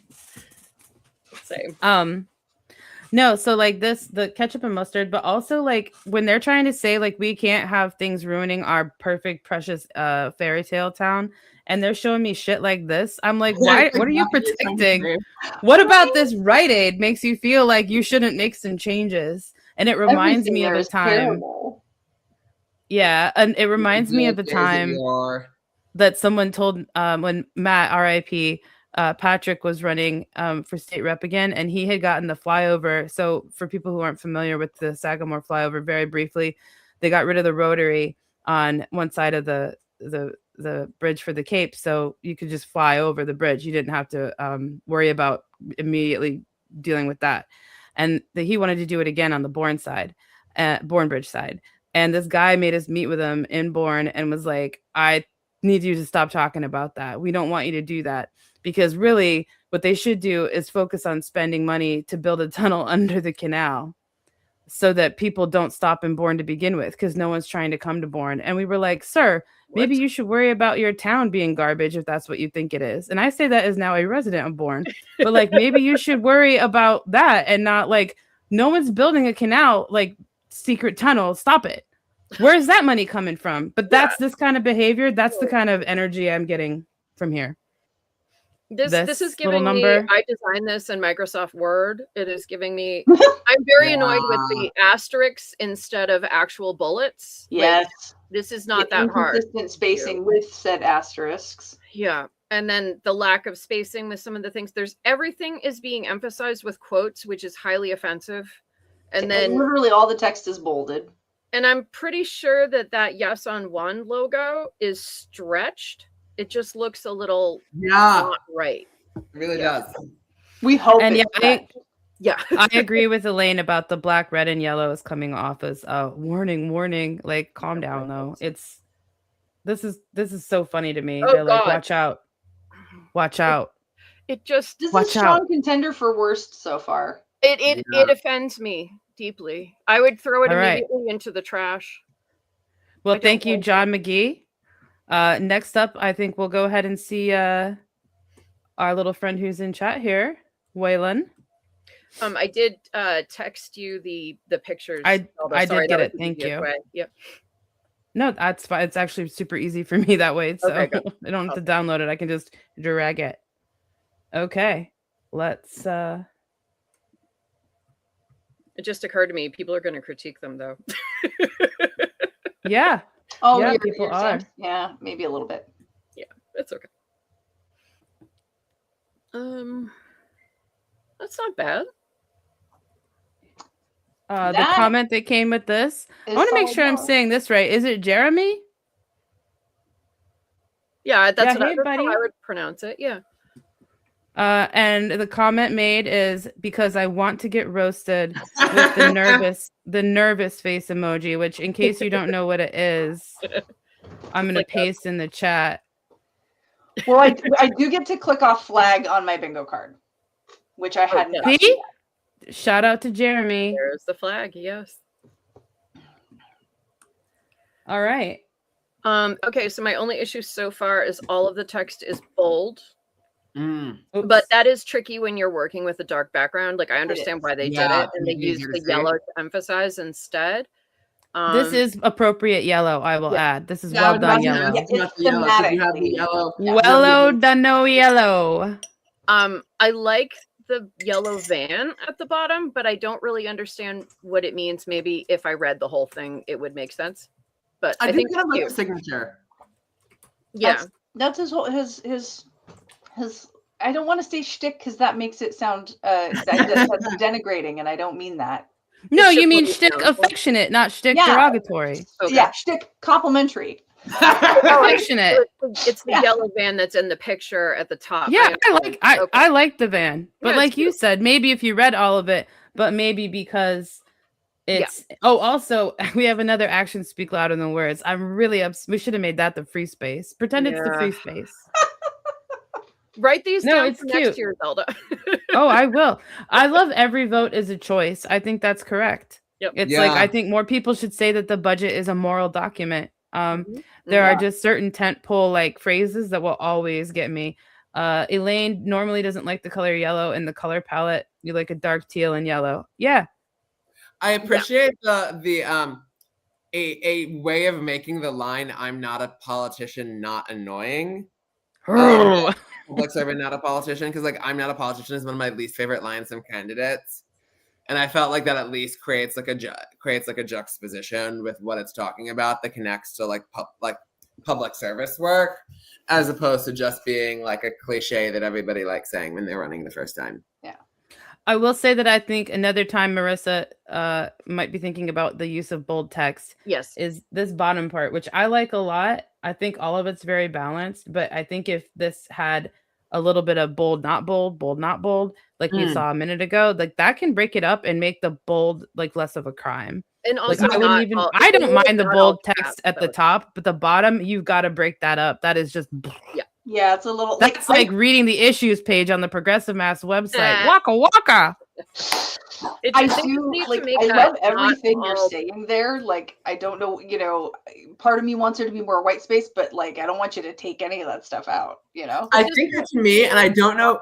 caps. If they made it normal face instead of not, all uppercase, caps, it would be yeah. better. And then, yeah, you're right. Like if they made just the white, not bold, that would free up a lot of room and make it easier to read. The thing that I would want out of this, like knowing that the content on that is good, is I would like it to not wrap. Yeah. Because I think it's easier to read any of the points if they're not going on to the next line. Yeah. And they could, I mean, it takes You'd more have to time cut, to like, sort of half, like though. puzzle that Yeah. out, but it's worth it. Yeah. Because like when my eyes read, I read down the line. So I like some of the things you just get part of it if you skim. Yep. No, I agree. And Yeah. like, I don't know. Like, I understand having the social media logos at the bottom, but on a print piece, it's kind of silly. Like, I would just put like, whatever the username is, and maybe leave off all of the logos. That's fair. Yeah. Because nobody's gonna click the link. Right. Exactly. All right, fair point. You can make it larger. Just advertising for social media companies, and no one needs that. Fair. Yeah, but I like the colors. I think it's I good. would say like on terms of that, it's like it reminds me. It's like dead naming is bad. Never do it. Except for I will always call X Twitter. I'm never calling it X. Always. Yeah, no. I always call it What was Twitter. the other one? The Sears Tower. You're allowed to dead name Sears Tower. Yes. And also the Boston Garden. Yes. Yes. Yep. Oh, and also Harbor Lights. Oh, and yeah. Great Woods. I All of never know what to call. Yeah, what is that? That place, Harbor Lights was a weird name when it was Harbor Lights, but at least I could remember it. Makes sense, at least, yeah. And like Great Woods, I just always remember it as Great Woods. Like, I don't understand. Yeah. And I know Melanie feels the same way as I do. And also Amy is backing me up here too. Yeah. Yeah. Important. Ooh, thing. someone's coming to get one of us. Yes. Yeah, Harbor Lights is now like it's like bank something. I will not call it that. No. Oh, that much in terms of like places with the names. That reminds me that I was so sad when the First Union Center changed its in Philadelphia. It became the Wachovia Center because it used to be the FU Center. Or like if you look at the initials for First Union Center, you could also just call it and then Wachovia. Although actually it's really funny, this is like a deep cut. When I was a kid and I first saw when the First Union got bought up by Wachovia and I first saw it, I didn't really know what like financial securities were. And I saw securities. As a kid, you didn't know? And I thought it was Wachovia as a securities company. Mm-hmm. Oh, like watch over ya. Exactly. Yeah. Oh, that's Nailed it. There was a sign we Cute. used to drive by as a kid every time we went to visit my grandparents, and I finally asked my mom one day, I was like, who is Warren Mills anyway? And she thought that was hilarious because, of course, it was an actual mill. Oh. Nice. All right. Well, now here we are, Ed. I have minor concerns about this one. I think it's mostly good though. Like again, they should have written. I'm going to out... read the comment real quick. Okay. I had to hit it in a rush. Oh, we're hitting new milestones every month. Thanks, Ed. Yeah. Nice. Never mind. Yes. Okay. I just I wouldn't use an ampersand there. There's plenty of space. Type it out. What is your beyond war that- against the ampersand? I'm It's fine with easy. the ampersand. I prefer the ampersand in cases like this because it looks more pleasing to me. Yeah. I do like in terms of this, and one thing we talked about before, I do think this has like good uses of bolding versus not bolding. Yeah. Yes. No, that's That definitely balance good. as well. But no, I hear you. There is room for and. I in this case especially, I agreed with you on the other one. I was like, yeah, you might as well. But this one, I like the. There's something I about like it. How it lands. I will say in the also middle. that Massachusetts, that font is giving Red Sox a little bit, and I It like is. that. That's the point. Oh, yeah. right? I feel It's like giving Red Sox, but it's not Red Sox, which would be I have seen and is egregious. Don't ever use the full Red Oh no, Sox that font font is unless you're the Red Sox. exactly. It's too noticeable. It's too branded, No, I think this looks really good. I Like really another like the nitpicky background thing is I colors. would put parentheses around The massive massive cold yeah, August, I was but thinking of that as well. it's not a big deal. Yeah. Like that to me, I like intuitively wanted parentheses there, but I'm not turned off by their non-existence. Yeah, no. I mean they italicized mass ink, I guess, instead, but it's whatever. Yeah. It's Yeah, not- the Yeah. lack of that didn't even ping for me. The lack of prints. Mhm. I'm only like critically looking at things. Like if I was just got this in the mail, I wouldn't have any problem with it. Yeah. I like the blues. It's nice colors. I don't Yeah, mind no, how it's just bright and I easy like numbers.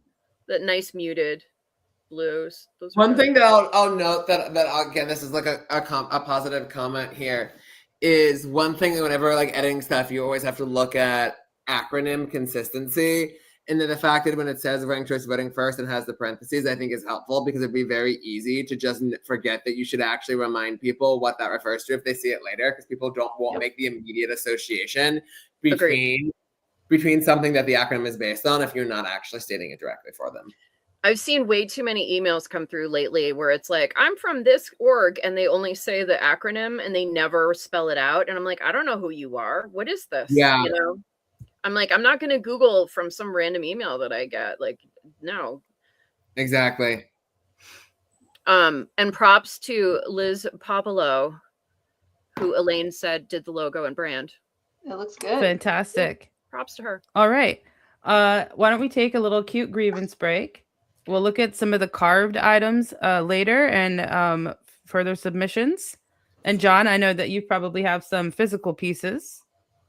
Oh yeah, I'm happy to share some physical pieces. I also I forwarded one to you, Zelda, that somebody had submitted to me earlier today. By text. Excellent. We'll do another round of those in a little bit. Sounds good. Thank you. All right. How's everybody doing? Chat, what's up? Let me hear some grievances. I'm going to check the spreadsheet. Our group here, let me know if you have any. Oh, I have I mean, whenever. Just let me know. Yeah. I have a few. I've never met any of us here who don't have a grievance ready at virtually all times. So I feel that.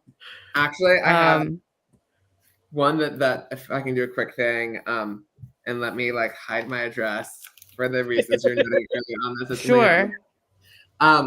Full love to my good friends at the Sierra Club. Shout out if any of them are listening. And this is no shade at Sierra Club Massachusetts, who did not send this mail to me. But the fact that I got a mailer from the Sierra Club that uses the like plastic covering, why? No. So rude. Ooh. I'm gonna be able to recycle this in full. That's messed up, dudes. I hate Also, that. why are they mailing you? They don't need to tell you anything. It better membership card. coming with a self-addressed or like an address for themselves back Membership that you card. send them. Okay. Deeply But like I don't impressed. want this. Why I are don't they need- making a physical paper product? I know, right? All right, I got a grievance for Sierra Club. I'm getting from that, yeah. Yeah. That my other grievance, if you want to share grievances, is how terrible the Massachusetts legislature's website is at updating itself. Oh my that god. that there are things that I've heard got reported out of committee 3 weeks ago, and actually 4 weeks ago, and the legislature's website still has not updated Oh my god. to reflect that. Like, why? Pathetic. That's inappropriate. There's no reason for that. That's Exactly. someone somebody is being paid to update the website and they're just not doing it. That's what that is. Exactly. And like I was told that they do have to do manual updating, automate stuff. Why like make a better system? Yeah. Yep. Be better. Yeah. All right. I have an Android. I like it. Screw you guys. No, I- I think I don't think they're mad at people with Androids. Jeremy, No, do they you like need to come on compatibility, and defend? right? Yeah. Oh. I don't know. I mean, I'll tell you what, fine. You know what? Everyone knows I'm an Apple girly, not like for the company. I don't give a shit about that. But like, I've been a Mac user my whole life. I've never even messed with a Windows. But like, I have a grievance with Apple right now. We are in a fight. The update to iOS is a fucking egregious behavior. Yeah. Like, let me just make sure nothing here is bad. you know what? I just won't show my notifications. That's fine. Mhm. We'll start off with just, that's my cat Eugene. She's cute. Yes. But the clock here now, like I didn't spend time customizing this so that they could make it where I can barely effing see it. It's like glass now. Everything is glass. Yeah. Here's like the Weird. code for the buttons. It looks stupid. I hate it. I'm sure I'll get. the change in the button. I hate it. And like the also like what's this with the camera thing now? It looks too much yeah, like the new camera Instagram. thing, yeah. Oh, that's I don't a like cannot that at all. type shit. It looks They not did- a washing machine. They did make it so we can have, this is fine, my friend won't mind. They had like just messages here. We're just talking about how FedEx is stupid. Yeah. and then FedEx, fuck can have you, the by the way. Yeah, you can have backgrounds now, like whatever, fine. But like all the icons did not need a little cute reboot. They're fine. Also, see this? One email. You people out there, what are you doing with your like 900,000 Oh my God. unread emails? Oh my Stop god, it. that stresses me out Like so my mom. much. Stop it. And Lindsay, in terms No. of the earlier thing about icebreakers, one that I think I have used before that is definitely like the committing violence. The type of icebreaker is saying asking people to share their names, their pronouns, where they're joining from, and how many unread emails they currently have in their inbox. That's not terrible. I think it's stressful for some people, but I am an obsessive person who goes through all my email. I don't do anything with it necessarily that I should. I don't respond to things, but yeah. It's like, I obsessively categorize and label. respond. You ask me to like, No. I'll read it and then I'll be like, okay, I need to do that soon. And then 3 weeks later, I'm like, all right. Yeah. Yeah, I Have you have ever done that? tags for certain things that I want to follow up on. Like, obviously, I've been unemployed since April, so like, I have a whole job searching system. thing Yeah. going on. Yeah. Also have that grievance. Hire her. She's perfect. Thank you. See, I know about typography. I'm good at marketing. I've never believed in inbox zero. I'm constantly like pruning my inbox and deleting things or archiving things, but I know I will never achieve it, and so I don't set on like Who has joined us? Nikita. Nikita. What a Yes. beautiful name for a pretty cat. She's 21. She's my little. Shut the she- front door. She is. Get her a drink. I get her Holy face. cow. There we She go. looks great. Yeah. Most 21-year-old cats look a Got little, arthritis. Pet Cemetery-ish, but she looks lovely. And Doing great. it's Eugene. And Eugene, we've got a black cat club. Man, I should get Vinny up here. We could just have all the black pets. Yes. Vinny is You don't want to get Harper? We could get Harper. We could get Yael. They are both a little. Harper is just. It's about time for Conrad to go to bed, so she's gonna just go hang out with him because that's her person. I love their connection. It's pretty great, honestly. And then Yael, this is the time of night when he starts making trouble. So he and the dog are probably downstairs antagonizing each other. His witching hour. Yeah. Eugene's like, when did this bitch just wake me up? Just kidding. Eugene heard me get Eugene has excited picked about up curse Nikita. words. It's like Eugene has picked up curse words because he hears them. I don't know where. I don't know who did that. Amy, our amazing friend here from Lowell and board member, her cat Gomez, Yes. and also Meow Julia, right? Yes. Oh my god. Yeah, Gomez Catums, Gomez Catums. aka Yes. Meow Julia, Yes. Amazing. is huge and floofy and handsome. He's a big, we suspect Norwegian forest cat. His paws are enormous. He's Peanut twice butter. the size of I normal kind cat. of really want a Norwegian forest cat. He's I have a you should get one for sure. Don't ask your family, just do it. they Conrad will be fine adopted with it. from Conrad will be great with it. Kitty Angels, which is a group that rehabs feral cats. So he was a street cat in Lowell before Amy adopted him. And he's he's so sweet, but he's a little scaredy cat, even though he's enormous. Aw. Yeah. Elaine, I remember going to Peanut Butter's birthday party. Okay, so I don't miss, first of all, quarantine is over, but COVID isn't. We all know. Yeah. Grievance. People who say back when COVID happened, And you're like, okay. to that now. Good night. Thank you for being here. Thank you for your grievances. We take them away from you and put them into the air to make ourselves more powerful. Yeah. Happy bigger. Festivus, yes. But I don't miss the quarantine, but I do miss the pet birthday parties. That was fun. We were having I've been to so many cat birthday parties now, including Peanut Butters. I miss that a little bit. Just like sometimes if you go to like a restaurant, I kind of sometimes miss the plexiglass. Yeah, That's fair. I feel Not that between me and the staff because I trust them, but between me and the other people. Yeah. Any addition miss- of privacy is always happy for me. Yeah, I mean it's clear, but I'm like, yeah, you're not breathing on me directly, and You know that reminds me. Okay, it's always wild. Remember back when smoking sections in restaurants? Yes. Oh my I was just God. thinking yeah. that. Yes. My children That were like, was- wait, what? When we said something about that once, they were like, you used to smoke inside? We were like, oh my God, dude. The difference between the smoking section and the non-smoking section was literally just like a piece of cardboard. Like that was It was like a stanchion. If you were lucky, if there was a cardboard, there was like a rope line. Like the air doesn't go over here. Like Yeah, exactly. I'm always shocked and horrified when I remember that, like, and this is before my time, obviously, but smoking on airplanes. Yes, that too. I think I was only on one flight when I was a kid, the first time we went to Disney World, where they were still allowing smoking. Because I remember my mom and my brother and I were sitting together, but my dad had gotten stuck in the back in the smoking section. Oh God. And had to sit there for the whole flight and was like miserable. Yeah, it would have reeked by the time he got out of there. Yeah. All right. Nikita's going to sleep in her heated cat bed. Aw. Speaking of cats, once again bringing us back to Amy, I'm going to read some of these grievances, and this came from Amy and Lowell. A February special election when I had already told my body that we could relax for a little bit after November 4th. So much That is the realest effing. Yes. That's taking me back to 2020 when we had a special Senate election in my district, and it was a nightmare.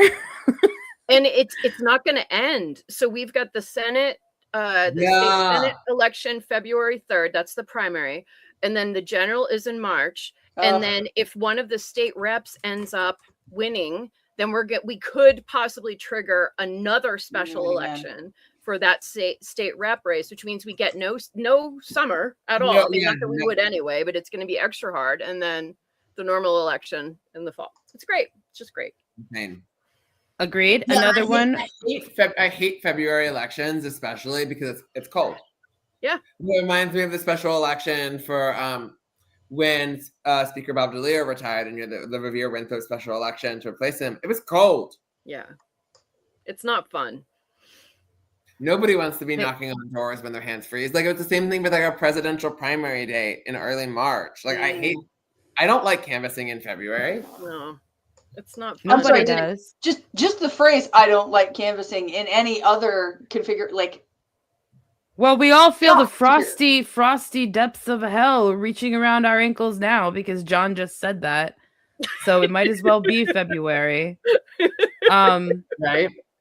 Another grievance that was submitted we have from Kathleen Lenehan. Governor Healy's enthusiastic support of AI. Unfortunately, I am going to have to present the governor with an award for that. Hold on, let me dig around in my awards bag.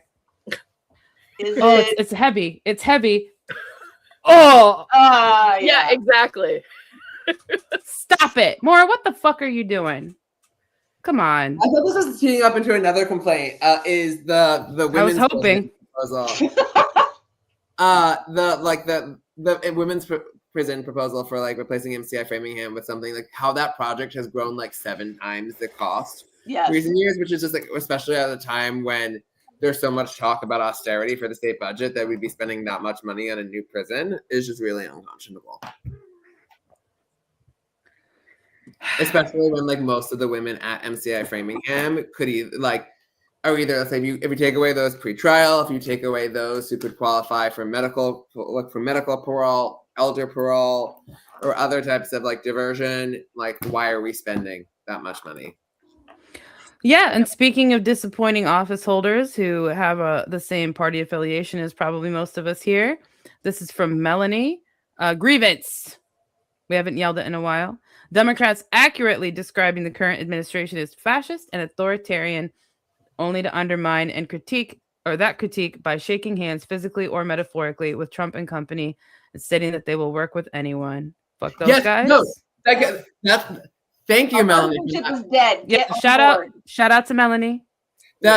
It's so enraging because it's such terribly like self-contradictory like messaging when they're like this man is a threat to democracy, and I look forward to working together with him for the good of the American people.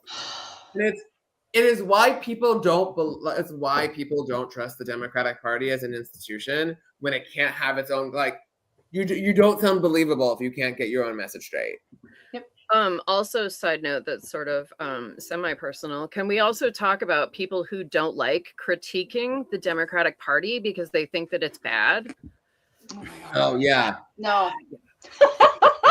Zelda. Sorry, that's a reflex. Yeah. I can't believe we're like nearly 2 hours in actually before that came out. Yeah, it is a surprise. Also, tangentially, Lori Trahan saying that like socialism is bad, like.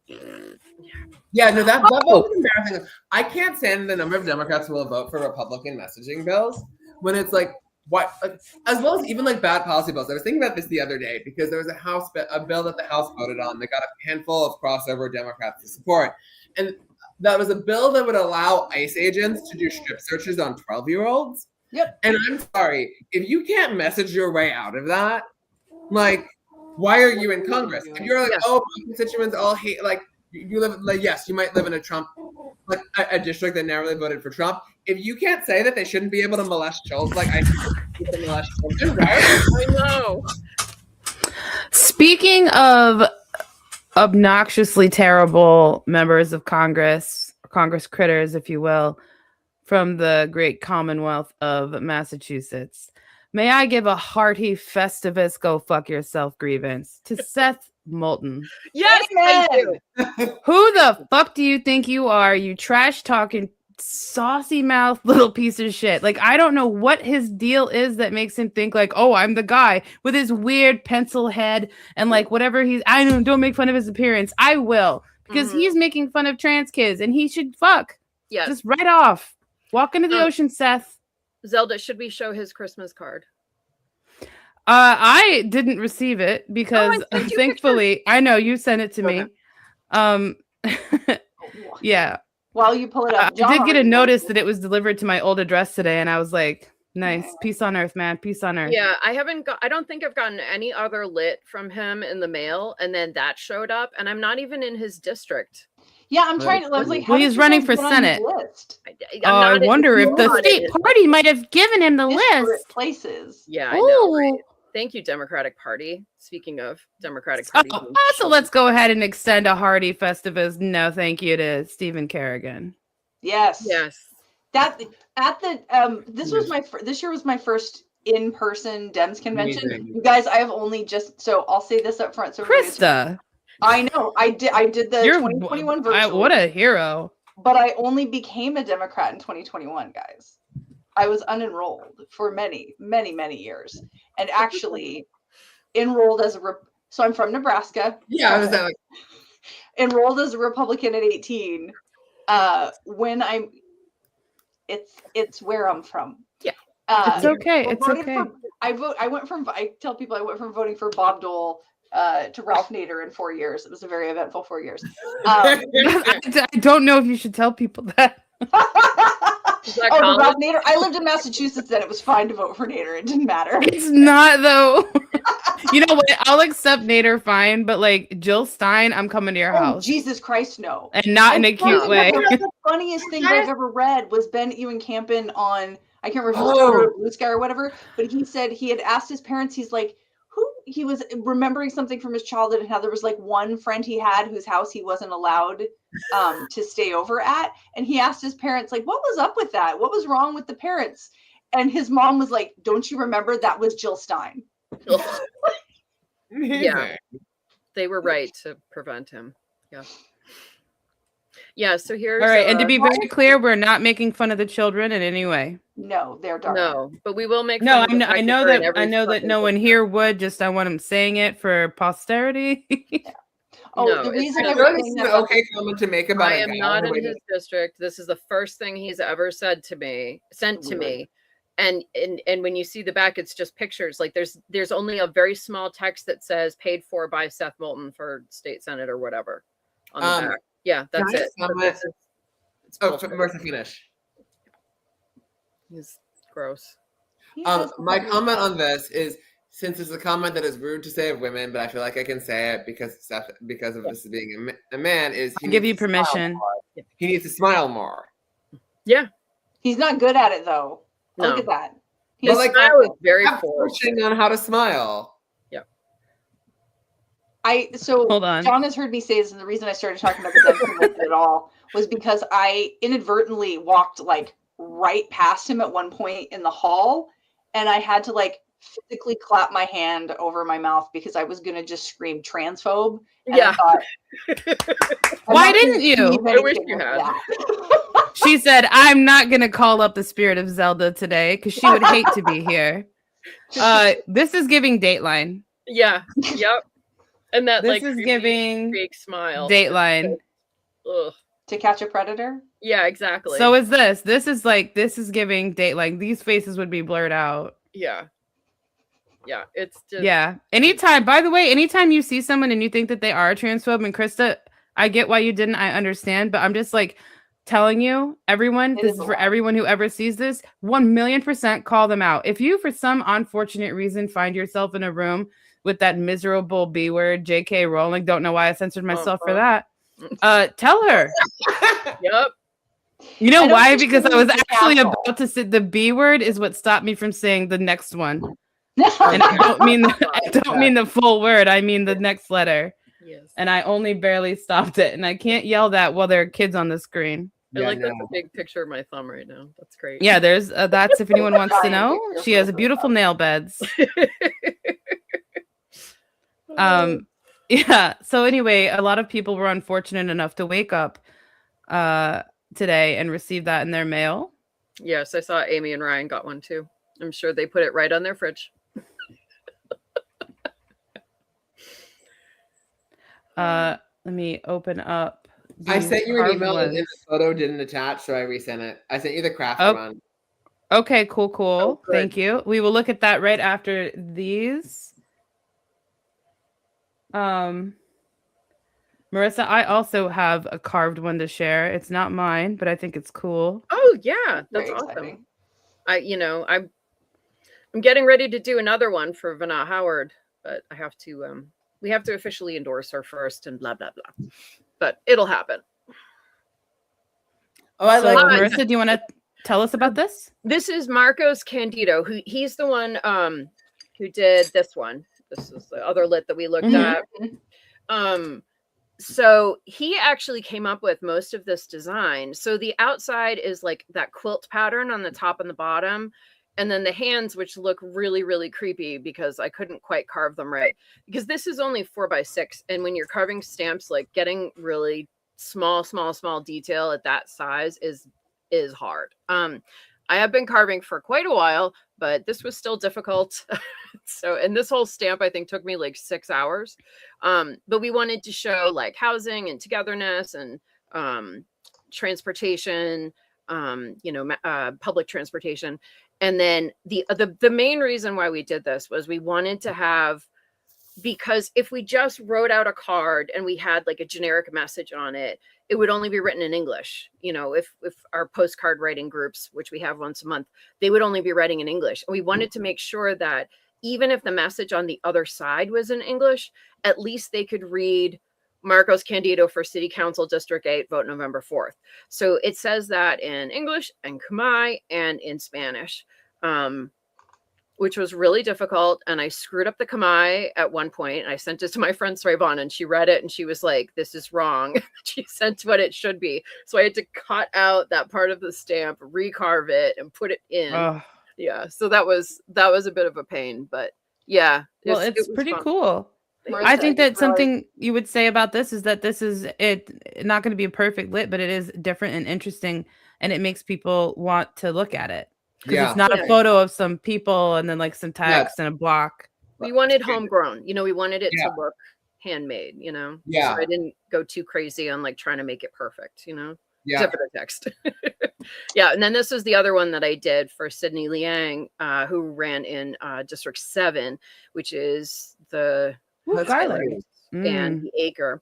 So that's the city hall and the main thing. That's impressive. Thank you. And then on the outside, he said he wanted to talk about like healthy foods and stuff. So it's like pictures of vegetables, and there's like a couple of Khmer foods that are in there, and then the housing on the bottom, and then it's hard to tell, but at the top, the heart, and then the line next to it under the November 4th flag is a health. It's like a health bar, like you see on like Zelda, Legend of Zelda. And then so then it's the same thing, city council, and then I did Khmer and then Spanish. So and at the bottom you can actually see what the stamp looks like. So I have to carve everything backwards, which is kind of a pain. But what I did is I made the design in Photoshop, and then I print that out and then trace it with charcoal, put it on top of the rubber, and then do a rubbing to transfer that over, and then I carve from that. So but the Khmer was really hard because it's just, I'm not used to those symbols. I had to sort of like look at them and say, that looks sort of like an S, or that looks sort of like a J, but it was still hard to like, not really understanding them going the right way and then having to flip them. It just made it even more complicated. Yeah. But it was fun. It's funny that you mentioned that specifically because I know Sydney a tiny bit. Because he has done translation for things for us for work. Oh, cool. And then you mentioned Shrevon. I was like, oh, okay, yes. She's amazing. Yeah, she's been on our coordinating committee for 2 years now. And she's doing so many amazing things. Like any of the food banks, any of the like period drives, the spice drives, like all of those things. She's all up in that, and she always makes amazing food. She showed up at the holiday party with a giant tray of homemade crab rangoons, which I'm pretty sure had real crab in. That was amazing. That's my favorite food. Oh, it's so good. And then veggie lo mein, that was amazing. And like Dan and I took some home and like ate that for 2 other meals, and it was awesome. we had a work event a couple months ago in Lowell, and we ordered stuff in from it's like Vatsadi's cousins, I think, restaurant. But there was like one separate dish that was just for her and Shrevon because it was too much for anybody else. They were just like, this one's for us. Don't look. They like to make everything fishier than it already is, which is a weird thing, I think, for white hotter. We're just like, we try to avoid that for the most part. So but it's she's amazing. Sydney's amazing. We're really looking forward to him being on the city council because he did win, by the way. Marcos did not, but he's still in it, and hopefully will be running again. I chased him for like 6 weeks to get his invoice in because he got distracted by having won. He's awesome. He showed up to our holiday party for a little bit too. It was really good to see him, and we'll be talking to him soon about housing and all kinds of stuff because it's just we're already ready. Like we're just like, once they're in, get them early. Yep. So we're already so we had a housing plan. Sorry if this is too much, but we had a housing plan that we put up last summer in June, and they had put so much work into this, like hundreds of thousands of dollars, and like all this research and everything. And then, Shrevon's egg rolls are amazing. So they put forth this housing plan, and like, there wasn't a big hubbub about it when it went to the city council because everyone was just like, oh, it's going to pass. Like, obviously we need affordable housing. Like, it's going to pass.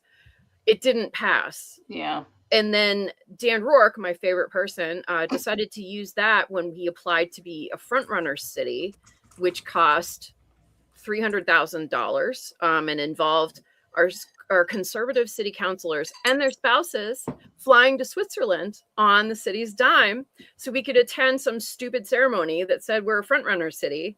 Great. Then they came home and did another trip to Toronto. Same thing.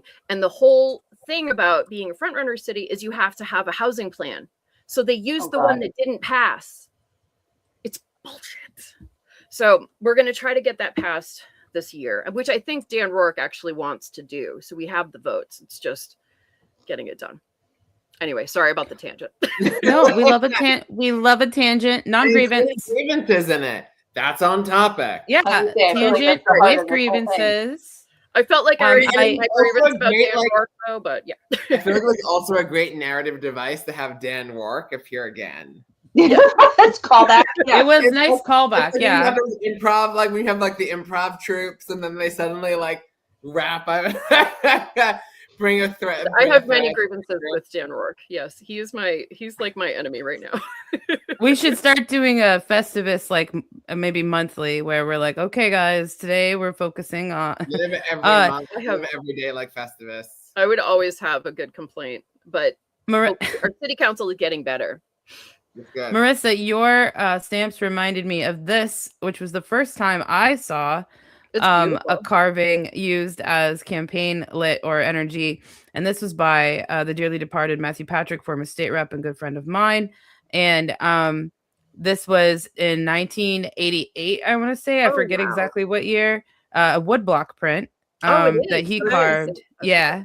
Yep. Really and I have a better image of it, but this was the one I found the fastest. And it was for the passage of the Cape Cod Commission, which is an incredible piece of legislation that did get passed. And well, I guess ballot question, sorry. And is actually used as a model. We only do ballot questions, Zelda. Come on.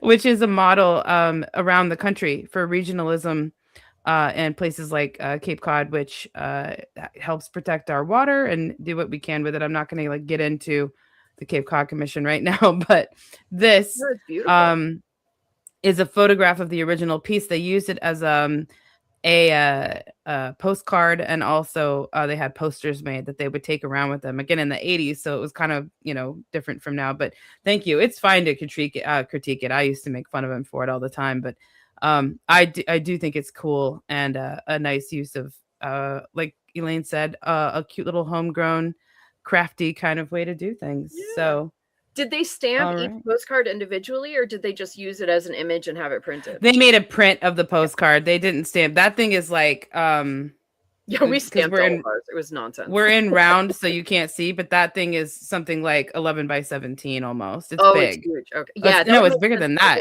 No, it's closer to a lawn size, a lawn sign. Is that like a custom background for your computer? No, that is that is still there. That is my wallpaper. That is Sailor Moon vibe aesthetic. Love it. Okay, I'm about to ask what the moon was, and I don't know why it didn't connect for me that would be Sailor Moon. Oh, the postcards drawing is cute. I love it when that happens. Okay, I do have new lit to show. Ooh. So we will get that together. I am waiting for one. So I will just go ahead and remove that for now. Grievance among yourselves. Thank you. I mean, I have more locked and loaded. Why is it that every single one of our, well, not every single one, but nearly every single one of our legislators, if you suggest that we use the rainy day fund for something, they act as if you suggested drowning kittens for energy. Yeah. How is it not rainy day fund when people literally cannot fucking eat? Yeah. Exactly. Governor, when's it gonna rain harder, guys? Yeah, exactly. People are sleeping outside and it's 30 degrees, but that's okay. Yeah. That's fine. That's not worthy of the rainy day fund. And that people next year will be losing, people will be tossed off mass health. Yep.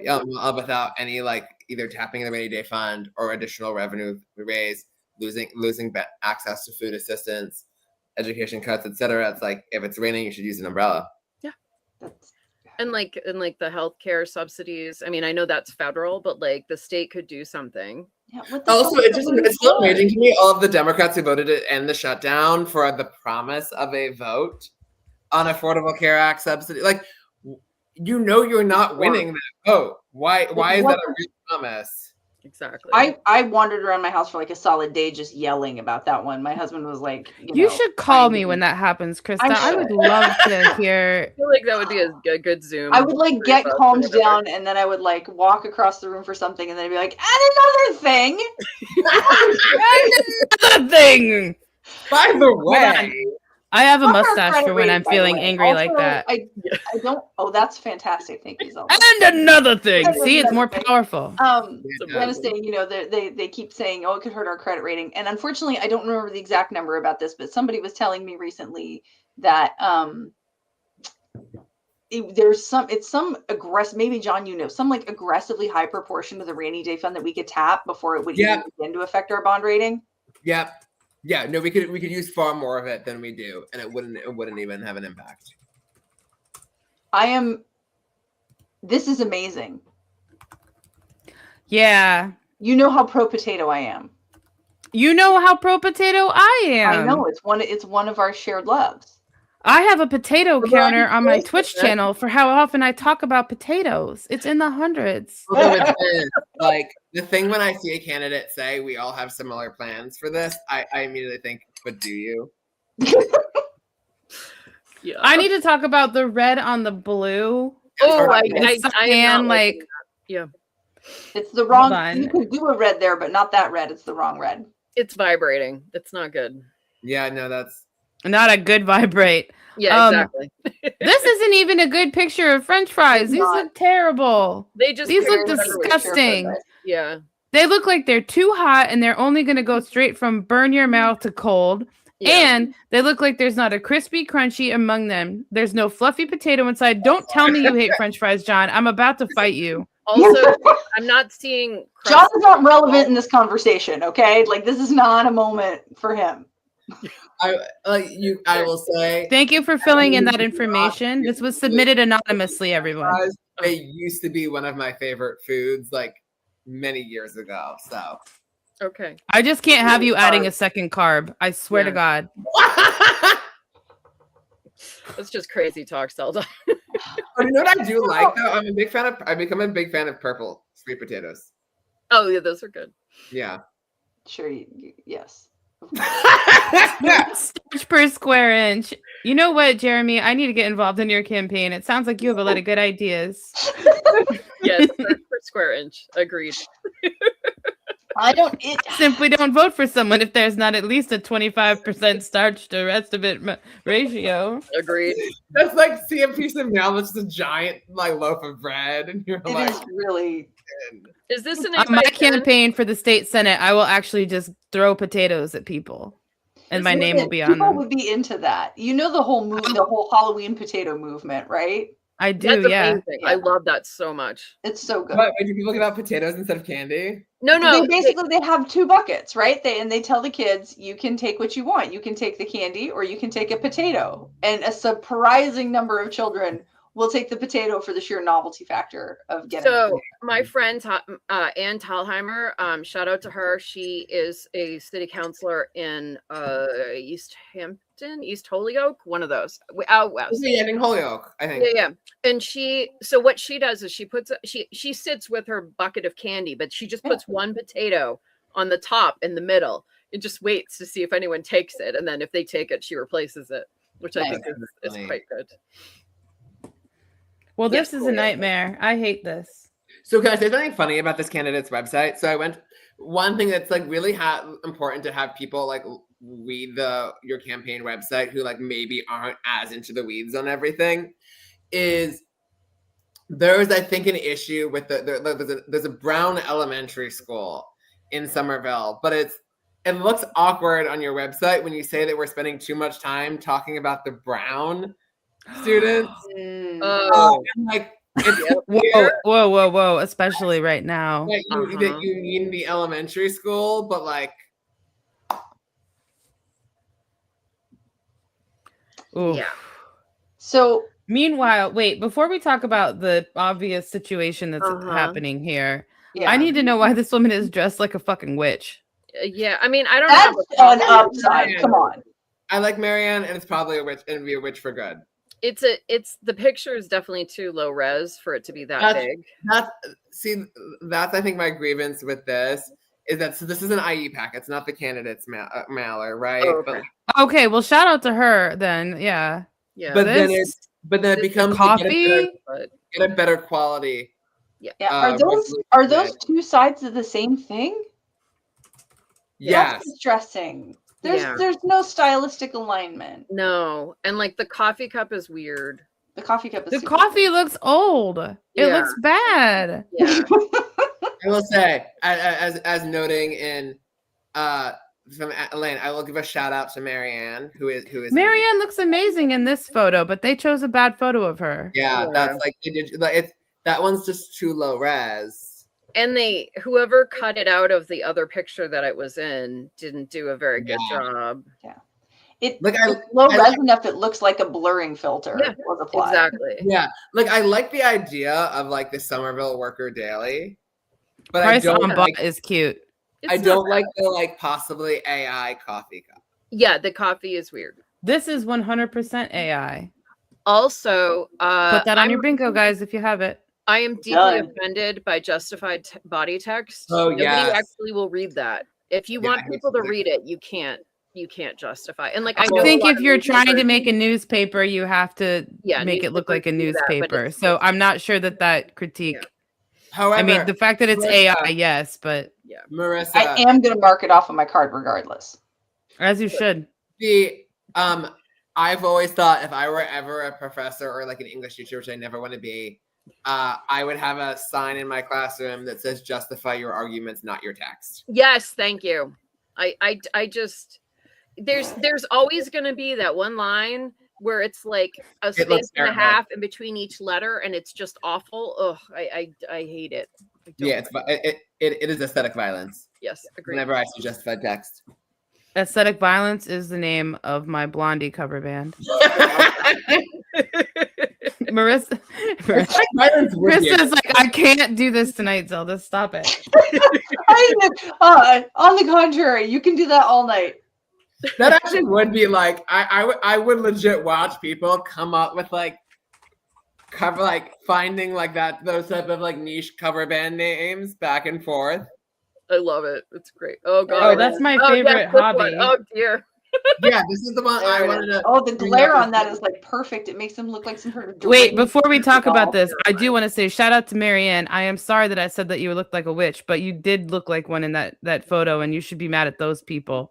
But I still apologize. Sorry. Go ahead now onto a real witch and a bitch. This man. But actually, no, like I'd say like Stevie Nicks looks like a witch, and that's a compliment. I love her. I don't have a problem with witches, but why would you dress like one if you're trying to get elected in like Somerville? I feel like that's a Salem move. Yeah, exactly. Wait, time out on this idiot again. I'm pointing at my monitor like you guys know where he is, but he's looking at me. It's really scary, actually. He's staring right at me, but it's big. But no, I've got a double like this. But remember when Lieutenant Governor did like she did not lean into the whole witch thing for a while, but then she did like the world's scariest lean into it right at the end when Hocus Pocus 2 came out, and they did like a screening in Salem, and she was like, does anyone else remember this? It was very scary. And I was annoyed because I'll be in your inbox later. Please. Anyway, go ahead, John. You've been waiting for this all day. With this mailer, right? Which is like what's wild to me about this is if you're not looking at the text and you understand that again, your mailer is always visual first and then text. Even though Trump looks like scary Donald Trump, he's behind like Josh Kraft in front of him isn't like a fighting posture, right? Like you could think they're not facing off. That I will fight for Boston and I won't back down is Boston needs to be aligning with scary Donald Trump. Could be what your takeaway from this. That not necessarily that I'm fighting scary Donald Trump in the background. It also leads people who are like not really fully plugged in to see this and say like, wait, what is his connection to Trump? Which is a great opportunity for canvassers to point out about the IE PAC of Trump donors supporting Josh Kraft. Yeah. Props to Amy for saying, why would you make someone else's face like bigger than yours? Yeah. Yeah. Yes. Great question, Amy. It is a very good question. And like the text, so it's centered on the top, it's centered on the bottom, and then the middle is misaligned and stacked. It's I don't like it because it makes the text on the bottom look not centered, even though it supposedly is. And then, like, why is Josh Kraft in blue, but the little hyphen is not? Yeah. The hyphen is the one part of that is really bothering me. Yeah. The one part. The one part of the things that Marissa just listed. Like, the misalignment is not, for some reason, triggering me when normally I think it would.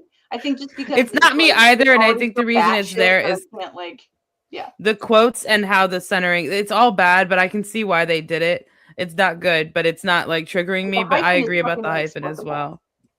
But I will tell you this: when I first opened this file from John, I didn't like look at the rest of it, and I was like, "Why is Jeb Bush being brought out?" Like I forgot about him. I thought this was him for a minute. Exclamation point. Right. I thought this was him at first. That's fair. That's fair. Although I believe Jeb Bush is actually a full-grown man. I've never seen this man in real life or even like moving around on TV. I've somehow managed to miss it every time. Than he is. And I see how strange it is that like, and it's not even when we're talking about Jeb Bush, that his name is John Ellis Bush, and for some reason he wanted to go by Jeb. He's been Jeb his whole damn life. I don't think he can envision himself as something. I don't think he got the choice. I think multi-syllables was just too much for him. Yeah. Probably for his brother, at least. Probably. Yeah. No, I mean, again, we're not making fun of people for their looks, but also Josh Kraft. Oh, I am. Oh man. I don't. He can be some people are short kings and some people are short pieces of shit. Exactly. He's not a stacked turd. He's just a regular one. Also, his face is very punchable. Yeah. Do we need to do a set style? In motion on your leg? If you're saying I want like, don't do it. Don't do it. It's the first time I've been begged not to do something tonight. And then creepy big brother Trump is watching you. Ugh. Yeah. Do you feel like this man's gonna protect you? No. No. That man is gonna, at the very least, sexually harass me. Well, you did say man. Present company excluded, I'm sure. Thank you. I appreciate it. I don't mean you. No, hold on. Ilana Glazer did a really good stand-up special last year, I think, called Human Magic. And in it, she talks about the differences between men and guys. Yeah. And like a guy is like John, you know, like guys are people who are like gonna help you move or like just are your friend and you're not like afraid to leave your drink near them and then there's men. Yes. The men are stories. Because 10 years ago I would have like flipped those categories. I wouldn't have thought of I know men. Language is weird. Yeah, language has and I'm 100% on board with what you and Ellen are saying there. And also you've got to watch that special. It's so good. Okay. I'll put it you know who in terms of like stand-up specials, have any of you seen one that like is just really well hold on, let me find it. Did any of you see Death Let Me Do My Special? Yes. By Rachel Bloom? Yes. Yeah. Jean-Marco. Yeah. I love Jean-Marco.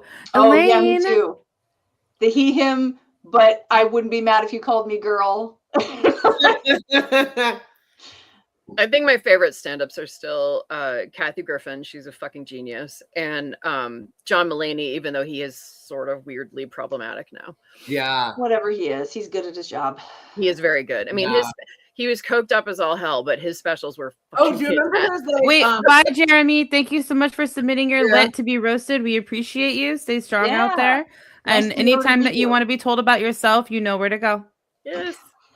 I'm happy to remember John Mulaney and the Sacklove Bunch? Yes. Yes. Such a weird project. I freaking loved it. I love it so much. The weirder, the better. Yeah.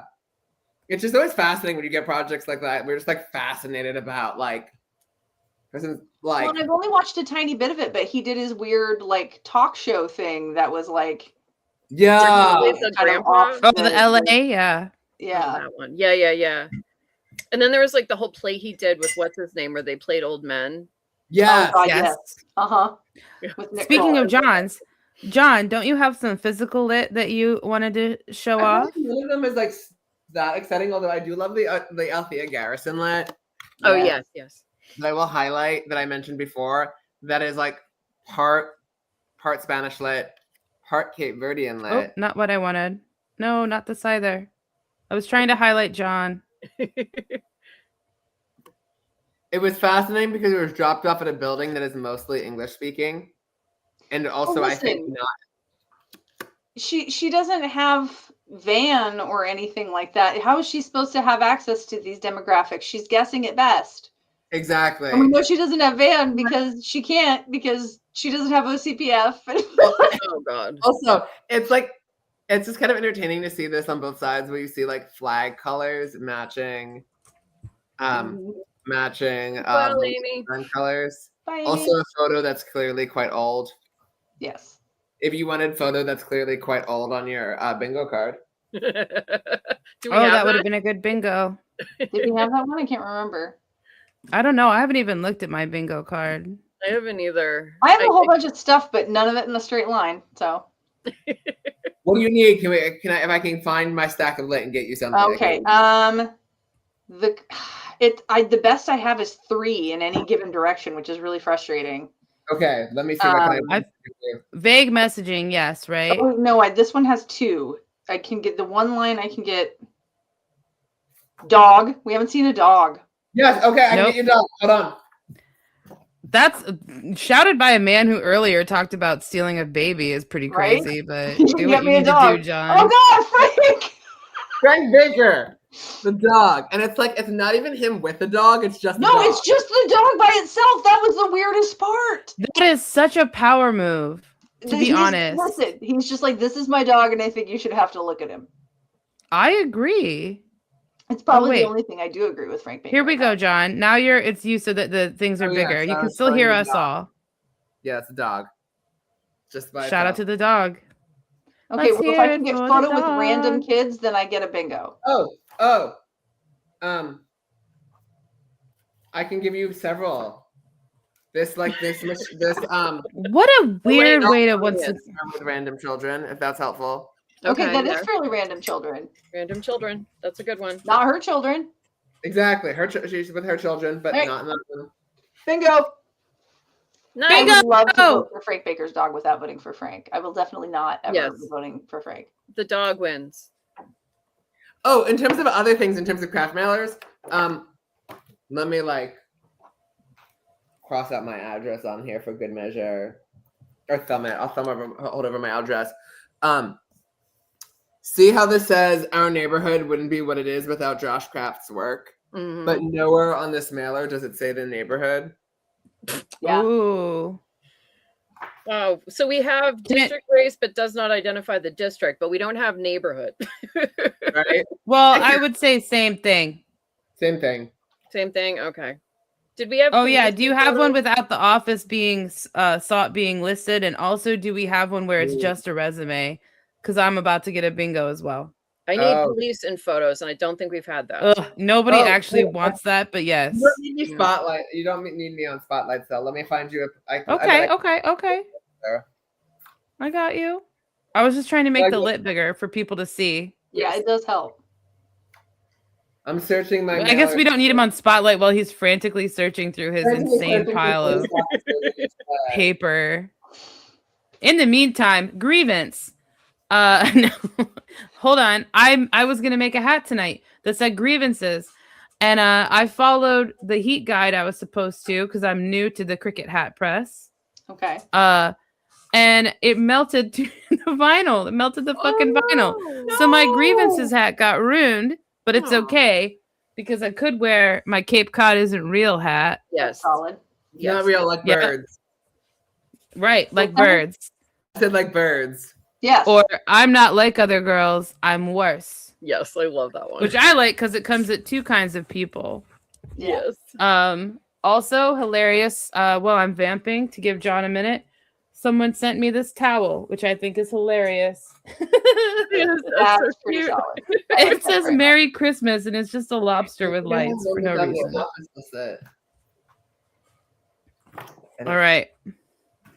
I don't think I have one without the office listed in the stack that I have. What's your next avenue to a bingo, Elaine? Do we have one that's just a resume? No, I don't. I can look at all some other lit that I have. Did you Max, find any if you... Oh yeah, any cops, unfortunately? Boo. I didn't actually, which is a pleasant surprise. Max, it would be my honor to make you a Cape Cod Isn't Real hat if you would like one. Also, Max, I did see your message earlier. I'm really sorry that happened. And from me and from all of us, you're amazing. You're valid. And transphobes are the biggest losers on the planet. Agreed. And if you ever need me to fight anybody for you, even though I'm almost 43 and a little chubby, I can do a mean high kick. Both these ladies have been in person with me, and they can tell you. Yeah. That I'm a fierce, creepy little ginger. I wouldn't call you creepy. But... I would. Many other people would. No. I'm a feral little mermaid. Oh, you guys, speaking of which, check out my new lamp. Clamp. I love it so much. I know. It's fantastic. It's so stupid. I'm really obsessed. Very pleasing. It is. I love it was a gift. Somebody knows you well. Actually, I was at Home Goods, at the very same Home Goods mentioned earlier with the Valentine cat toys. And Murray saw it and was like, this is the stupidest thing I've ever seen. And I was like, actually, that's on my wish list. I was gonna say, put it in the cart. And it's plastic, but this one's ceramic, and I like it, and I think it's cool. And I wasn't asking for it; I could have bought it myself. But she was like, she's like, I don't know what is wrong with you. And I was like, everything is perfect with me. But then we got back to her house, and I put batteries in it, and I went into she was fixing some candle lights because she's in her 80s and that's what she does. And I was like, look at this. And she's like, oh, it's the coolest thing I've ever seen. And I'm like, what a journey you made today. That's great.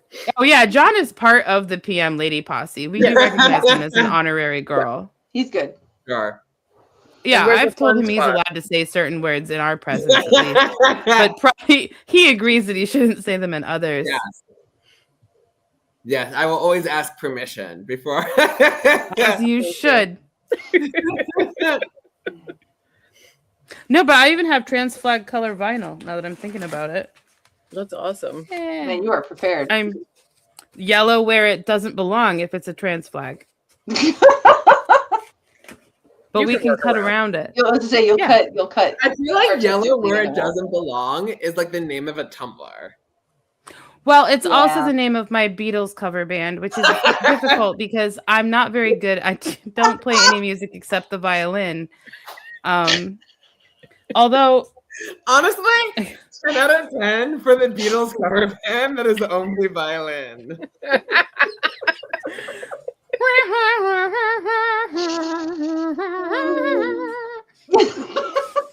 You have a t-shirt in your cart with a raccoon and it says trans rights or I bites. Can you send me the link to that, please? Yeah, that sounds amazing, Elaine. It definitely, 10 out of 10. That's funny. Did you find any Comic Sans? No, didn't we did. Yeah, there was Dan Rourke postcard. Yeah. Oh. Yeah. Oh, yellow where it doesn't belong. Boom. Did we find cops? Unfortunately, no. Oh, well, that's weird in Massachusetts. That's the only one that I'm close enough to get a bingo on. Max, I don't know if you can. Do we? I'm not sure if we know each other already because I don't know people's YouTube names. But like, DM me. However, we know each other. This is my email.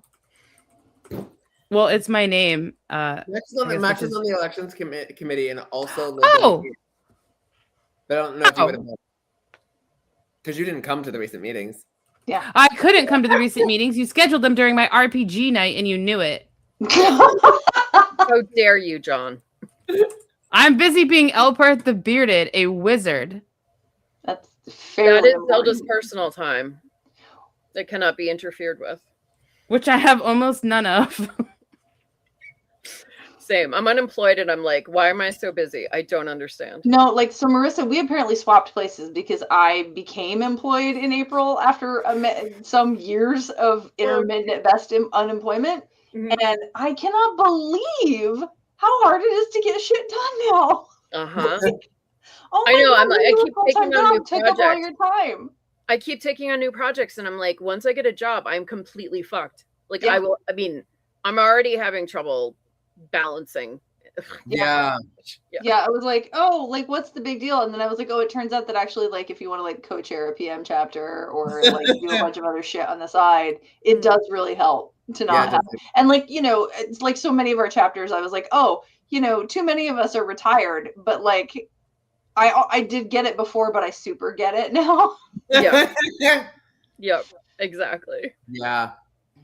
No, and and like one of our retired members is about to retire from the coordinating committee of Solidarity Lowell in April, and she's like one of the ones who does a lot of the work. And so like Amy and I are both like kind of freaking out because we're like, who's gonna replace her? And if I get a job, I don't even know. So yeah, we're just gonna cross that bridge. Shout out to the retirees who put in the time. I know, right? Yeah. I feel like some of the best volunteers are retired teachers. Easily. Solid. Yep. Well, speaking of people who put in a lot of time, I do have an anonymous grievance to share. Ooh. And it's I have a grievance Ryan. with Progressive Mass. Good night, Ryan. Good The night. grievance is with us. Oh, okay. Oh. I think Progressive Mass shouldn't be so hard on our state legislature for making their own rules and not following them. They're acting like me when I tell myself, okay, time to go on a diet, and they keep eating all the same unhealthy crap. This lack of integrity and follow through is possibly the most relatable thing about our elected officials. If we ask them to change, don't we risk causing them to become even more out of touch with their own constituents? You know, that's an excellent point. That way. Yeah, maybe we should calm down. Maybe we should stop. Here's a two-part grievance about the 2024 ballot question clarifying the state auditor's authority to audit the legislature. Part 1, where's the audit? Part 2, all these Trumper trolls keep coming to the Progressive Mass Facebook page and randomly commenting, where's the audit, on related posts as if we're the ones who are opposed to it.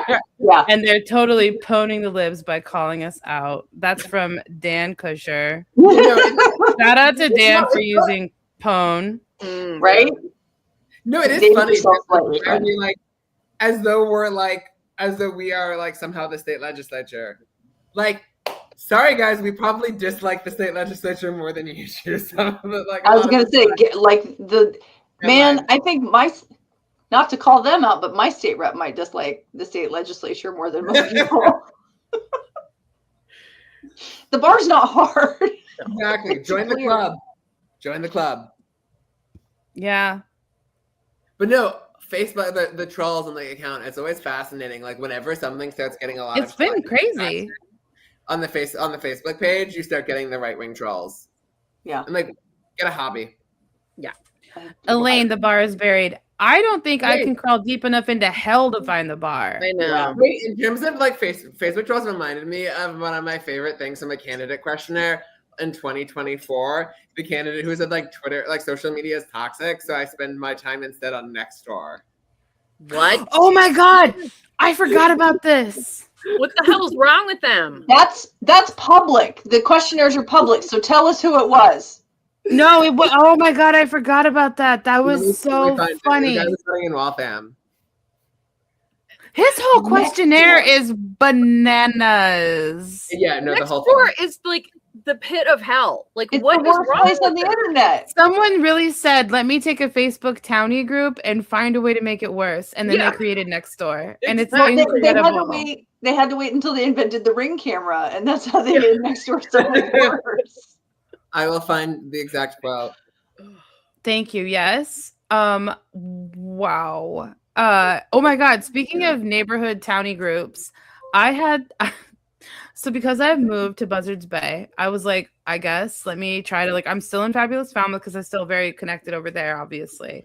But let me try to get into the Born group, which I'm banned from because of some graffiti I had done. Oh yes. Okay.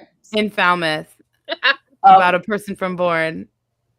Keep going. But he later got arrested for domestic violence and then prosecuted. And so I was like, can I get back in now? Since I was right. Yeah. They are hearing my case. Here it is. Thank you. On Reddit and Nextdoor. Reddit, also known as a common sense think tank where people are only ever very thoughtful and measured with their responses. Yes, and I'm gonna yes and you on Reddit because don't improv. Don't. This is a no improv online society. Some of Reddit is actually useful now, like way more. I still go on Reddit. I'm addicted to a series of books that I'm hyperfixating on, and the Reddit group is really awesome. Yeah, the stuff I follow on Reddit is amazing, but there are really shit. You have to be careful for sure. Yeah. Yep. I mean, but Nextdoor is just a pile of trash. No redeeming value. Yeah, like the Nextdoor. Also, you can't even like get unsubscribed properly. Like at some point, I had signed up. At some point, like 15 years ago, I don't know. I like not knowing what I was down for, signed up for I still occasionally get digest emails. I have unsubscribed. I don't know how many times. No, that's a thing that they do. They just randomly are like, hey, you sure? You sure you don't want the next I'm so sure, guys. So sure. Oh, in terms of grievances, that people who respond to newsletters and say, please unsubscribe me, there is a button. Yes. Thank you. Yeah, I will not be unsubscribing you. Figure it out. You're a big boy. Yeah, exactly. It doesn't happen very often, but every now and then, and it's always like all caps. Please unsubscribe me. Like it's it's right there. It's exactly just scroll down. You. To the people who respond to text bank messages from us with what is obviously an unsolicited photograph of your genitals, probably. Please don't bother. I can't see it. No. Yep. And if I could, I would say something much more hurtful than what you think I might say. Right? It's like on you, photos don't carry through. Yeah. Yep. Yeah, you're just spending your time wasting it. Like, yeah, you wasted like probably 10 cents. I hate that for us, but get it together, sir. So I think you guys have probably all heard me say that at some point I did text banking for Elizabeth Warren when she ran for president. So I'm like, you can't hurt my feelings anymore. Yeah. I am fired. Yeah. But people would send images back and they didn't come through. So it's the same thing you do when somebody tells a joke that's not funny. You're like, wait, I don't get it. Can you explain it? I'd be like, oh, I'm so sorry. Images don't come through on this platform. Can you please describe what you sent me? Yeah. And I would never get a response. Yeah. At that point, they're like, no, that's too much effort. Yeah. That's so funny. Though it would be kind of funny if someone did reply and made a really flowery description of whatever it was. Like a detailed alt text of the image you sent me of, the elephant raping Senator Warren or something. I'm sure they were all given what people would say to me, I can only imagine what the images must have been. I'm sure it was not a good time. I don't remember what we were text banking for, but it was in 2020 because I remember I was cooking, I was deep in a bread crisis. And I was cooking and I was also text banking. And at one point I had to send screenshots to John and be like, this guy's freaking out. He was calling me all kinds. And remember, that was super funny. I was like, do you want to do I just opt him out? Do we want to maybe remove him from the list? Entirely. I'm always amused when I get texts from Progressive Mass because it's usually John or Zelda. Mm-hmm. And then I write back and I'm like, how's Eugene? How's Phil? Yeah. I've always thought it'd be really fun. I try to think of something to save so at least it brightens your day a little bit amongst all of the crap you're getting back from. Think about how fun it is. I will say most of the people we get are nice. Yeah, I mean, for Progressive Mass, I'm sure you do me because you're going to just our list. Everybody exactly. So most of the bad people are wrong numbers. Yeah. Who are so you're texting somebody else that shouldn't be on the list. Yeah. The what was I noting with that? Oh, I always think I should recruit somebody else named Jonathan. So when they text hi, this is Jonathan. People like, oh, this is Jonathan. Is it Jonathan C or Jonathan whatever other letter it is? Right. I think it'd be really funny. It's it's not him. John 1 or John 2? John 1 or John 2? Is it OG John or New John? Exactly. All right. Guys, not to be the party pooper, but apparently my dog is ready to go outside.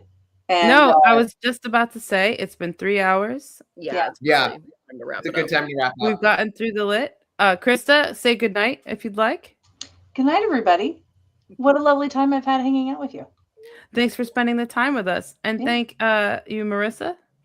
Oh, you're very welcome. This has been a pleasure. Hope to do it again. Hope I wasn't talking too much and saying too Don't much be weird silly. shit about Lowell like I always Nope.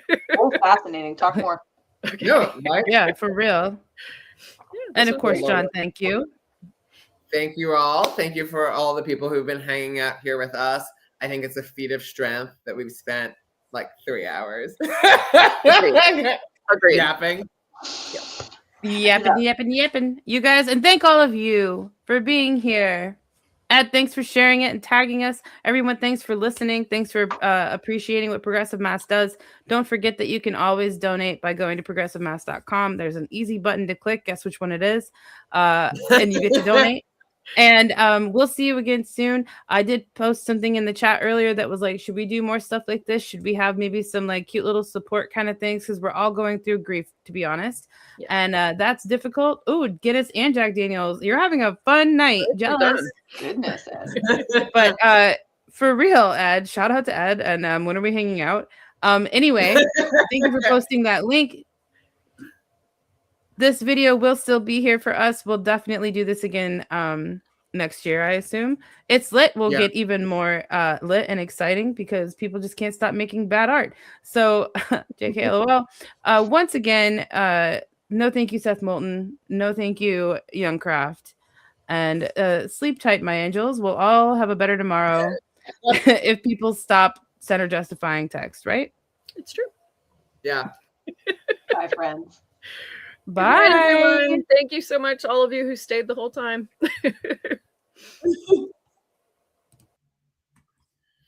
Oh my God. Okay. And